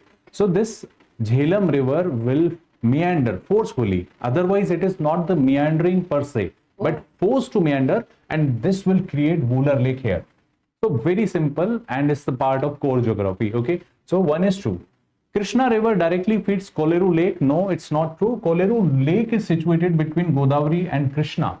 The river that is Tamil Meru is something, a river which is directly feeding this Koleru Lake, but for sure we know Krishna is not. There is distance. Yes. This is connected by Krishna and Godavari River by many irrigation channels, but they are not directly feeding this Koleru Lake. That is Buddha Meru and Tamil Meru. These two rivers are feeding, that is Tamil Meru and some Buddha Meru. These two rivers are directly draining into this one. Otherwise, it is connected with this one, Krishna and Godavari, by some channels. Okay, so this is not true. Meandering of Gandak River is the one which forms Kanwar Lake. This I was expecting as a question. Why I said this thing in my classes also. Kanwar Lake is the one which is the largest this oxbow lake in India. This is the fact. And in South Asia also. And this has been designated as a Ramsar site recently, and this is the only site from the Bihar. So we were expecting a question on this one. Yes. So this is, I would say, this is simple. Okay. This means, we know about one expected question. But you spread that expected question to the rest of the country also. Where other are these meandering lakes and, all these oxbow lakes and No, deposits. because this was recently designated, and if you go through by this one, that it is the only site from the Bihar, that is Kabartal wetland. So the wetlands are always the priority of UPSC, and Yes. then you have to identify some of the facts. was the- Yes, why this particular site has been designated as a wetland. Okay, so this is, yes, exactly formed by Budhi Gandak, if you go by the exact one. So this is also true. Yes, Budhi Gandak. So only two are correct, and this is the core geography that you should learn actually. This is the basic. Worth Okay. studying. Yes, yes. So coming to the next question, that is again Kamarajar Port. This is, I think, from economic geography. So I'll take. But you So- know, we were talking about infrastructure. Hmm. They are very focused on asking Yes, things yes. from So we have seen the questions on infrastructure, how they are increasing. For example, INVITs we have seen. Yes, है ना? And there was another question of highways. that's going to Yeah, come. yes, yes. And then we have again this question on port. So how we are now interested, especially UPSC is interested in this area of infrastructure. So this Kamarjar port, that is the Kamarjar. first, yes, first major port in India registered as a company. This is true. Yes, that is true. Mundra port, this is also true. Yeah, Adani. So largest privately owned port in India. Yes, that is true. And Vishakhapatnam is the largest container port. That is not true That because was it is JNPT. Yeah. Now, So, this is actually static information. हाँ, Maybe that the is. largest port. That's it. And if you go by some, let's say, if I want to tell you this information, mostly our western side of ports are developed. The eastern side of the ports are, because the eastern side is the emergent side. So you will not find that major ports. Except this Vishakhapatnam and Machilipatnam, you will find tidal ports there. Because emergent means that it Yes, will be yes, like yes. a Because of the very heavy dense- sedimentation. So because of the heavy sedimentation by this rivers, let's say Ganga, Brahmaputra, and then we have this Godavari, then Large Krishna, yes. So because of this factor, there is large sand deposits. Correct. So The what ship will happens get is, stuck. yes, ship will get stuck, and therefore continuous degrazing is required. Oh. And you will see the Calcutta port has been classified as a tidal port. Why tidal? Because at the time of tide only, It gets that much. yes, yes, that much of the water, so that ships will come. So there is the eastern coast of India will not have that major ports, whereas western wala you have most of the major ports. So JNPT, obviously, the answer. So we have, yes. So we have 2, 1 and 2, they are correct. The third is not. Yes. Come to the next one. That is, consider the following trees: jackfruit, mahua and teak. So what they are talking about, the deciduous trees. So what do you think, Sakshi? See, It's teak I difficult. know for sure.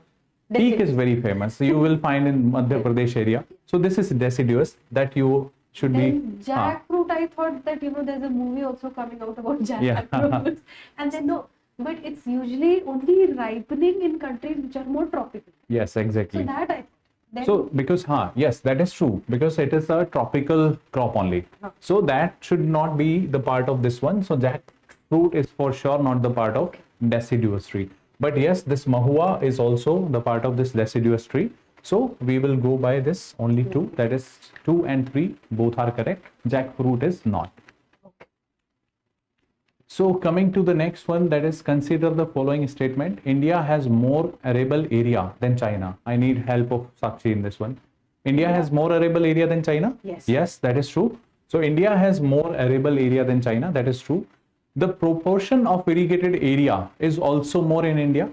Yeah, That but is- it was a recent thing that you Yes, tell me yes. about. Sometimes I think 2018, till 2018, it was the reverse phenomena. But now it has changed. India's proportion of irrigated land has been increased. So yes, that is also true. But now, what is the comparison between India and China when it comes to agricultural production? Even if this fact is correct, India has more arable area, India has more irrigated area, but the average productivity per hectare in India is lesser or lower than China's. Because we have no Yes, mechanization. yes. There are so many reasons. One you have recently told me also, that is fragmented land. Fragmentation. Yes, and the many practices also. Yes, mechanization and all. Yes. So that is the case study for many of the universities. Okay. So they have, there are some scholar articles how China and India's agricultural productions are very different. Even if we can say somewhat comparable. Yes, this irrigated area earlier. Yeah. This means that we have the potential, but we have a problem that we need to solve. Yes. So that is the productivity. So we are now focusing on that productivity part also. Yes. So 2 are correct, 1 and 2. The third is not. So that is the answer. Coming to the next question, which of the best example of repeated fall in sea level giving rise to present day extensive marshland? Yes. So tell me, what do you think? I get nervous when you call me. I feel like I'm in class. Okay, sir, I think that extensive marshland has to be a very large area. And I do know that in its history, Run of Kutch was created by a lot of, what is it called? The water getting in and then receding. Yes. Recession of level water, rise, yeah. recession, You can say that's sea level was changing continuously. So Vitarkanika, though I don't know. This one I can eliminate. yes, because this is created by deposition of some of the rivers. Yes, Hana. So the answer is Run of Kutch. That should be the answer. And Run of Kutch, in when we go to the geological history of Run of Kutch, it was once under the oceanic conditions. You were true. But what happened is in the later phase, sedimentation, especially from the Indus, Right. has produced this sedimentation zone. And this is the region when we talk about this western part of India, that is mostly, we will say, this is submergent in nature. Yes. But this area, Gulf, this Run of Kutch area and the Malabar, they are the exception. They are emergent nature. Why? Because of some of the, here you will see the recession of water, continuous that rise and fall. Yes, there 4 lagoons are there. Now she is getting this point. And the second area is this one. So answer is Run of Kutch. Okay. So 36. Emanite and rutile. So abundantly available in certain coastal tracts of India and are rich sources of which of the following? There was one article on this one and one writ petition which was filed by Beach Mineral India Limited. Okay. This was the company which has been given this license to explore especially these minerals. Hai na? One more there it was, but I just forgot that name, but these two were there. So what happened is its license was prematurely expired and they have filed this petition in the court, and Why? therefore these two were mentioned in the article itself. Okay, what are the areas in which this company is exploring? So again, I would say it is difficult. You can't go by every news now. So why this writ petition has filed? But I know one thing, the trend of UPSC. The last year, the trend was monazite sand. Yes. Monazite sand is again coastal mineral. Coastal. So these are also coastal minerals. So Beach Minerals India Limited, if you just go by this one, Beach India. So on the beach, this But minerals I are did found. again that Yes, way. yes, that is. You know what I did? I know the minerals for aluminium, copper, and iron. Yes, exactly. If you know that aluminium, copper, and irons are extracted from which minerals, so again you can eliminate, and the option we are left with the titanium. So if you go by that newspaper or not, if it's still Sakshi was able to deduce the See, again, answer. I keep on. So there are very few questions in which I could do elimination, in which I could do guesswork.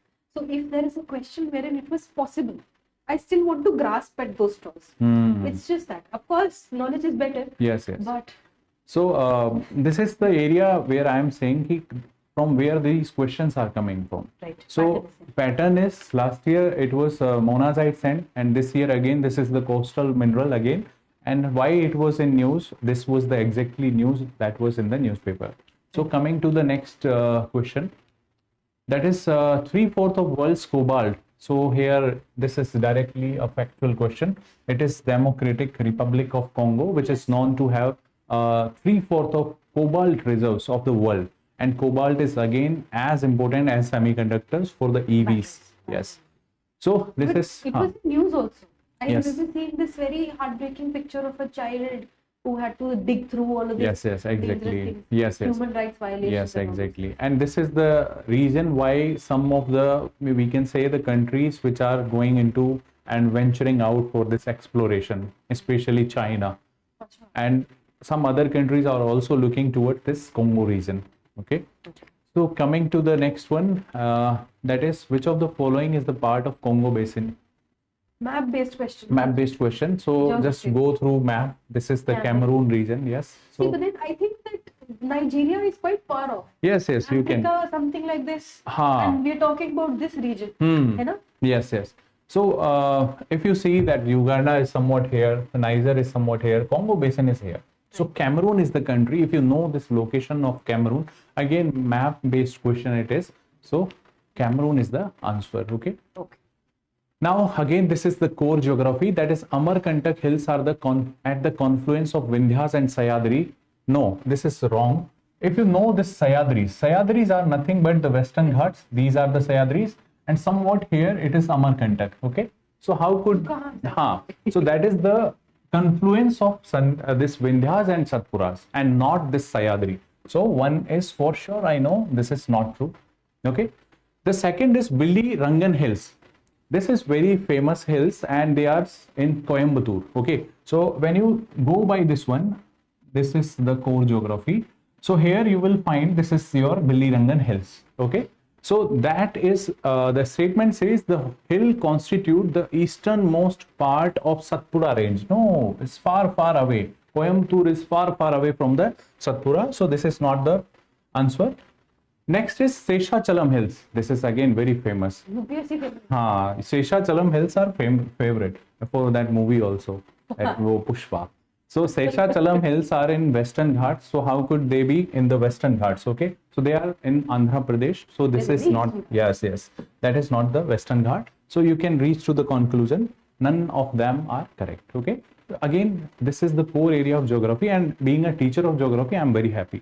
Because this time I don't feel we have been discriminated, because sometimes back we have seen the questions were coming from the geography were reduced to 3 or 4 or 5 questions, but now this time some of the questions are there and they need geographical knowledge as well. So domain knowledge is yes. So exactly, this is the good thing. So next is study geography. Yeah. Geography and environment is the Very important. yes crucial areas, especially for the prelims. You can't ignore them. With reference to India's projects on connectivity, this is I will take the help of ma'am. Okay. East-West corridor under Golden Quadrilateral project connects Dibrugarh and Surat. Is it? No, Surat is not there. Okay. See, because I'll draw a map. Yes, you The can. East-West corridor is like this. Okay. But Surat is somewhere here. Okay. Right? So it's not in there. It's in the Golden Quadrilateral for sure. But it's not in the East-West corridor. East-West corridor. So That's one is not true according to you. And what about trilateral highway? Trilateral highway connects More in Manipur is okay. Huh. But this Chiang Mai is not true.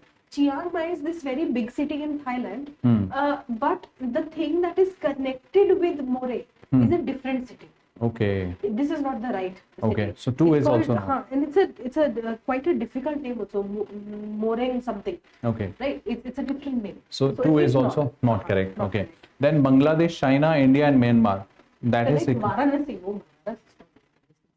No. We are not connecting Varanasi for sure. Banaras is So not getting enough. none of them is true. Yes. है ना? This was And correct. again, this is the question from the infrastructure. Yeah. So what they're connecting here was Kolkata. Yes, See, yes. Bangladesh, India, China, Myanmar means East India. Yes, east So side. Banaras is nowhere. Yes, exactly. So that thing is there. And for this place, Hmm. Chiang Mai ki jagah, it's More type More of sort. thing. And these places are around 5-6 hours away in terms Okay. of distance. Okay. So there is a substantial difference. between So none of them is none correct. of them. And This is actually, in fact, I would call this to be, this is Indian infrastructure, but this is mostly IR. yes. A Isn't it? mixture of both the Mixture. areas. Okay. So I would say this is moderately difficult Yes, because I tricky. also I don't know the answer, to be very frank. If I go to the examination hall, it is something the area which is bouncer for me as well. So then please remember, Factual knowledge is the you don't have to do every question, right? If you know for sure, that, Yes, okay, yes. this is the question I don't want to do, run away. Exactly. Why waste your time? Because cutoff is also decided based on the toughness of the paper. है ना? Absolutely. Yes. So going to the next one, that is consider the following heavy industries and where we are going to use green hydrogen. So green hydrogen is a new we can say currency nowadays. Absolutely. Because India is also giving its green hydrogen mission plans. We are submitting our long-term low emission strategy, especially we have submitted in COP27. So that was based on how we are going to launch this mission. So green hydrogen you can use in, I think, fertilizer plants. Yes. You can use it wherever. Yes, As a exactly. fuel, right? Yes. So especially in decarbonizing the economy, you can Yes. use in all of them, fertilizer plants mein, oil refineries mein, steel plants mein, you can use this green hydrogen. Okay. Yeah. So yes, so that is Question 17. Recently, all countries of the United Nations have adopted the first ever compact for international migration, global compact for safe and orderly regular migration. See, the problem here is this all the countries of United Nations all have countries don't agree on adopted. anything Yes, yes. other than transfer preference. So this is not true, huh? Not Yeah, okay. excuse me. When the objects and commitments stated in the GCM are binding, it's a non-binding thing. Okay. And again, for all of these migration type of things, Hmm. we don't really have binding. We have no binding commitments, huh? Right. The CGM, huh? But only thing is here. Hmm. See, now this becomes slightly analytical, and I'll call this question difficult only because of statement number 3. This though you will know from a preliminary reading. But statement 3 becomes tricky for us. Why? Because in the description of the types of migration that GCM wants to sort of cover, they're talking about local migration, they're talking about regional migration, they're talking about international migration. But in the entire description, they are not saying directly internal migration. Now the analytical part comes in, which is that local migration means internal migration only. Exactly. Isn't it? If you have to make that sort of jump, Yes. that is a lot to expect from my student, which is why I'll call this question difficult. Difficult. But the correct answer is This third is true. third is true. Yes. So yes, internal migration is something which was highlighted in this groundswell report of World Bank Yes. also. Yes. So that is going to constitute the major part of this migration tendencies. So that is the answer. That is third is true. Question 70. Yes. Huh? Yes, yes, yes. Next is with reference to Earth's atmosphere, which of the following statement is correct? Oh, geography. Again, core geography. Again, I am happy. So if you go by this Earth's atmosphere, what they are talking about, the total amount of insolation received at the equator is roughly around 10 times. This is too much exaggerated. This is somewhat, we can say, at the poles you will receive 40% of the sunlight or insolation which has been received on the equatorial area. So this is not true. The second is infrared rays constitute roughly 2/3 of the insolation. Now this is something factual, I would I say. know from science, not true. So it is somewhere around 45%. So 2/3 is too much, huh? Yes. So this is again not true. And infrared waves are largely absorbed by water vapor that is concentrated in the lower atmosphere. Now this is the tricky area, and I keep on saying this thing, that in the lower atmosphere of the Earth, mostly this water vapor is localized. Yeah, actually it is present. So we can say roughly around 2 kilometers from the Earth's surface, this most of the water vapor is situated in this layer. Now what happens is the water vapor is something which is very problematic. Why? Because it will absorb not only the insolation but also the infrared radiation. So both, yes. So as well this short wave radiation as well as long wave radiation. So this will increase the temperature near Earth's surface. And this is the one reason why if you go away from the Earth's surface, the temperature will reduce. That is normal lapse rate. Yes, yes. So this is the presence of water vapor near the Earth's surface which is making it more and more warmer also. This is one reason I am saying. But sir, I'll say it's a good thing, yeah. That's why we're alive. Yeah. So we can say, but this is again, I would say this is the very direct question. You should know water vapor is something which can absorb both type of the radiations. Yes. And infrared is not visible for sure. Yes. So the next is this is the soil in the tropical rainforest is rich in nutrients. Again, this is very direct question. That is the climatic area. If you know the theme of geography, this is the favorite area of UPSC. Every year, 1 or 2 questions from the climatic conditions. Now, if we see here, tropical rainforest. So they are deficit in nutrients. Why? Because of intensive rainfall, number one. So most of the minerals will be leached away, washed away. Right. So especially in the areas where the rainfall is very intensive, what you will see, the soil is of this laterite quality. Why laterite? Because most of the minerals has been leached away. And The we only discussed- thing we are left with aluminium and ferrous, because they are insoluble to water. They were not leached. Now you will see this laterite soil is only used in brick making industry. Otherwise you can use it for the purpose of plantation, and therefore in the Western Ghat you will see cashew plantation, rubber plantation, and all these things. With application of fertilizer. With application of fertilizer. Okay, so this is one thing. So I know this could not be the true statement, so this is not true. The high temperature and moisture of the tropical rainforest cause dead organic matter in the soil. This is again decomposed quickly. So this is true. Now if you go by the previous year question paper, UPSC has asked this same question but with some different language. They have asked, once a tropical rainforest is destroyed, cannot be regrown again. Why? And exactly this was the sentence. Because once this is destroyed, the nutrients are not there. There is no this organic matter also we are left with. So what happens is, once you are destroying this tropical rainforest, you can't regrow this again.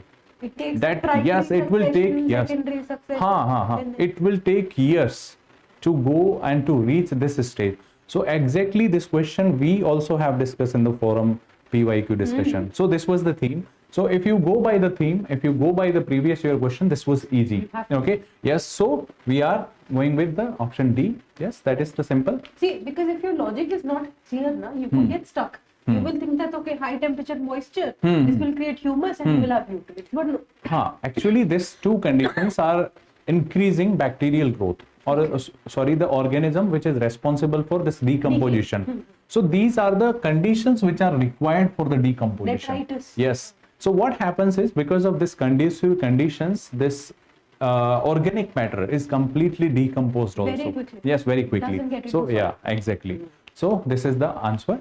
Now going to the next question, that is again the temperature contrast between land and ocean, it is actually is greater during summer than winter. This is not true. It is the winter where you will experience this contrast, and this is a fact. If you go by this fact, that is in the winters you will see the temperature of this ocean parts and the continental parts, you will see a contrast. Okay, so generally this contrast will be noticed. Even in case of land and land, you can experience this contrast will be in the winter. Okay, especially if you go by the example of Delhi and Mumbai. So the contrast, the difference in temperature would be more in case of winters. This is the fact. Next is the specific heat of water is more than that of land surface. Yes, that is also true. So this is also correctly the explanation of part 1, that is the water sort of retains heat. Yes, exactly. Yes.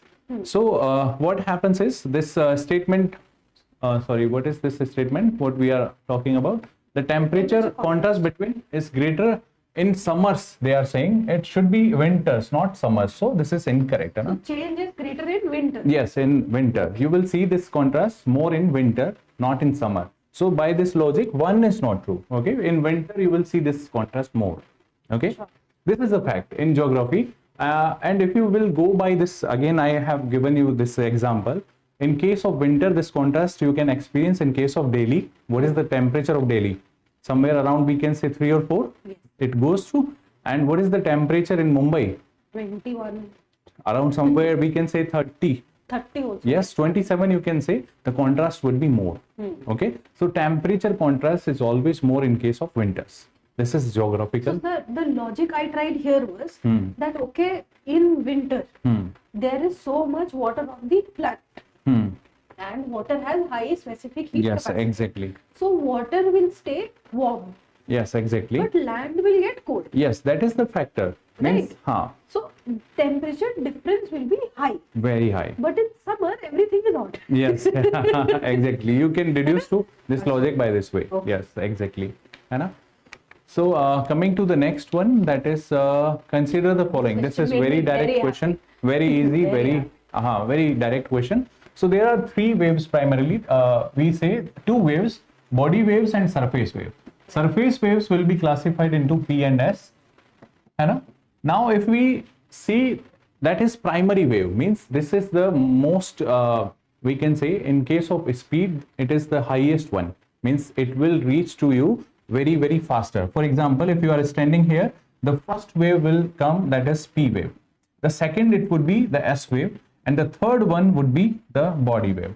Okay, and the P wave is the one which is known to have this to and fro movement. What is to and fro movement? That is, this will be, if this is the direction of propagation of energy, the movement would be to and fro. Okay, compaction and then again expansion. This is the movement in case of P waves. Whereas, yes, whereas this S waves will have, let's say this is the direction of energy propagation. This will be the movement in case of S wave, that is up and down, or in general we can say transverse. Okay, so these are depicting, P waves are depicting sound waves, means they can pass through any of the medium, but their speed would be highest in case of solids, because sound. yes, because they need density. And density is very high in case of solids. Whereas S wave has the property, and this property is very significant as far as we want to know about interior of the earth. So S wave can't travel through the liquid and gases. So by this thing, we have noticed the outer layer of the core is liquid of nature, because S can't pass through that shadow zone. So if you go by this shadow zone of S wave, that is 1032 143 degree, whereas P shadow zone is very limited. Yes, beyond 143 you can also see this P wave. Okay, so this is the P and S waves, and last one which will come is this one. Okay, now in a seismograph, P waves are recorded earlier than S wave. Yes, that is the name which is coming, that is primary waves. They are reaching very fast. The second is, in P waves, the individual particles will vibrate to and fro movement. This is true for the P, and the direction of the wave propagation. Okay, S waves, the particles vibrate up and down. That is also true at right angle. So both of them are true, and I would classify this very simple question. Absolutely. Agree, Very agree. simple. I'm sure students also agree. Yes, yes. Everybody happy to Yes. see. Sorry. With reference to coal-based thermal power plants in India, following statements you have to consider. One is, none of them uses seawater. This is wrong. Again, extreme, as you said. Yeah. There are so many thermal plants which are situated to the coastal areas. Hai? So this is, again, we can say. And see, they're not saying that they don't use seawater in the boiler. Yes, yes. They can use seawater in Yes, something yes, else. exactly. So this is not true, and again you can go and see this language as you were mentioning. This is too hard, too harsh here. None of them is set up in water stress district. Now if you go by most of the areas in our country are water stressed areas, especially just take the example of Rajasthan. Rajasthan is the extreme one in this water deficit if we consider. So we have so many thermal power plants. Yes. So by going this logic, Rajasthan has many this thermal power plants. So this is also not correct. Now coming to this one, none of them are privately owned. Now Adani is again in news. So Adani is the one that is holding most of this privately owned thermal power plant. Largest capacity from the private owned this thermal power plant is coming from Adani Group. Okay, so this is also not true. So none of them is true. Okay. Now coming to the next one. This is, I think, again question of science. 7. Wolbachia method talked Yes. about in reference to which of the following? Controlling viral disease spread by mosquitoes. See, we study now female Anopheles mosquitoes. So what they do is they spread population of male mosquitoes. Okay. Now therein your concept of ecology will come in. There is a limited number of people. Yes. Right, that niche can only accommodate so much population. So that's why the population of the female dies out. Okay. And the males will take the position. So that's why viral diseases will be reduced. Okay. So this is the method. Yes. And they ask such methods, no? They were asking that, what is that? Last time I remember Miyawaki method. Miyawaki That method is for forest plantation. introduction. So this is So different Wolbachia. methods they keep on. Okay. So that is to control the viral disease, especially according to ma'am, that is we are going to release this male mosquitoes in the atmosphere, and therefore they will contribute to this reduction in viral disease as their number will increase. So they were considering this to reduce dengue. Okay, dengue. Yes. Yes. Dengue fever. So that was the thing. Okay. Fine then. Going to the next question, that is consider the following activities. That is spreading the, what is it about? How many of these above activities are often considered as the methods helpful in carbon sequestration? Now, this is, see, one by one, I will explain this one. Spreading finely ground-based Basalt. rock on I farmland. think This is question 78. finally basalt. rock, It is basalt rocks. Yes. So if you are just reading about this carbon sequestration, there is very famous project, that is Carbafix, and this project is in Iceland. And there is a video which I have shown in my class also on this Carbafix project. So what happens in this one? Because Iceland is of the orogeny from this hot spot, from this, yes, exactly, on the basaltic lava it is situated, and over this MOR, mid-oceanic region, this is situated. Now what happens is, in this Carbafix project, what we are doing, we are just absorbing the CO2 from the atmosphere, and then we are injecting this into the layers of rocks which are of basaltic nature. Oh. So Iceland, because has this basaltic origin, so the Carbafix project is working in Iceland. So if you know this logic, the basaltic rocks are known to have this much of the capacity that they can retain this carbon for a longer period of time. Even when it's in powder? And the second logic, let me complete. The second logic is, there are two types of lavas. One is acidic, one is basaltic. Yes. So acidic lava is primarily made up of granitic layers. And when it comes to the basic lava, basaltic layers are basic. Yes. Okay, so carbon you are going to put and inject, it will increase acidity. So you need basaltic material. That is basic material you need. So basaltic is the most suitable one. Acid base. Yes. So one is spreading finely basalt rocks on the farmlands. Yes, that is true. Now increasing the alkalinity. Now by this logic, you are going to inject acidity. So you need alkaline atmosphere, so that maximum acidity you can increase of this medium. Neutralize, Yes. So increasing the alkalinity by adding lime, you can again use this method. Yes. Yes. That is true. Now the third one is capturing carbon. Yes. So capturing carbon dioxide released by various industries and pumping into abandoned subterranean mines in the form of carbonated water. Exactly. This is the method. What we are doing, we are absorbing this CO2 from the atmosphere and we are injecting that into the rocks. And these rocks are primarily basaltic. So this Carbafix project is very, very famous. So these three are correct, and therefore we are coming with this option, that is 3 is correct one. Okay, so carbon sequestration, this is the very basic facts about carbon sequestration, I would say. If Very you know, important in today's day and age. Very important in today's yes, day and yes, age, of course. it was not that easy, I would say, but if you go by this logic, how this acidity of the ocean has been increased because of the carbon, amount of carbon has been injected. So you can correct this one. We need this basic properties. Yes. Now coming to the next one, this is not we are ending this session. We are actually having one more minute we'll take. We've got another question. Kanesh sir wants to explain a little bit more about 2 something. more minutes are required, and we'll invite Kanesh sir. Okay. Please take the lead. That's all from us. Yes. All right.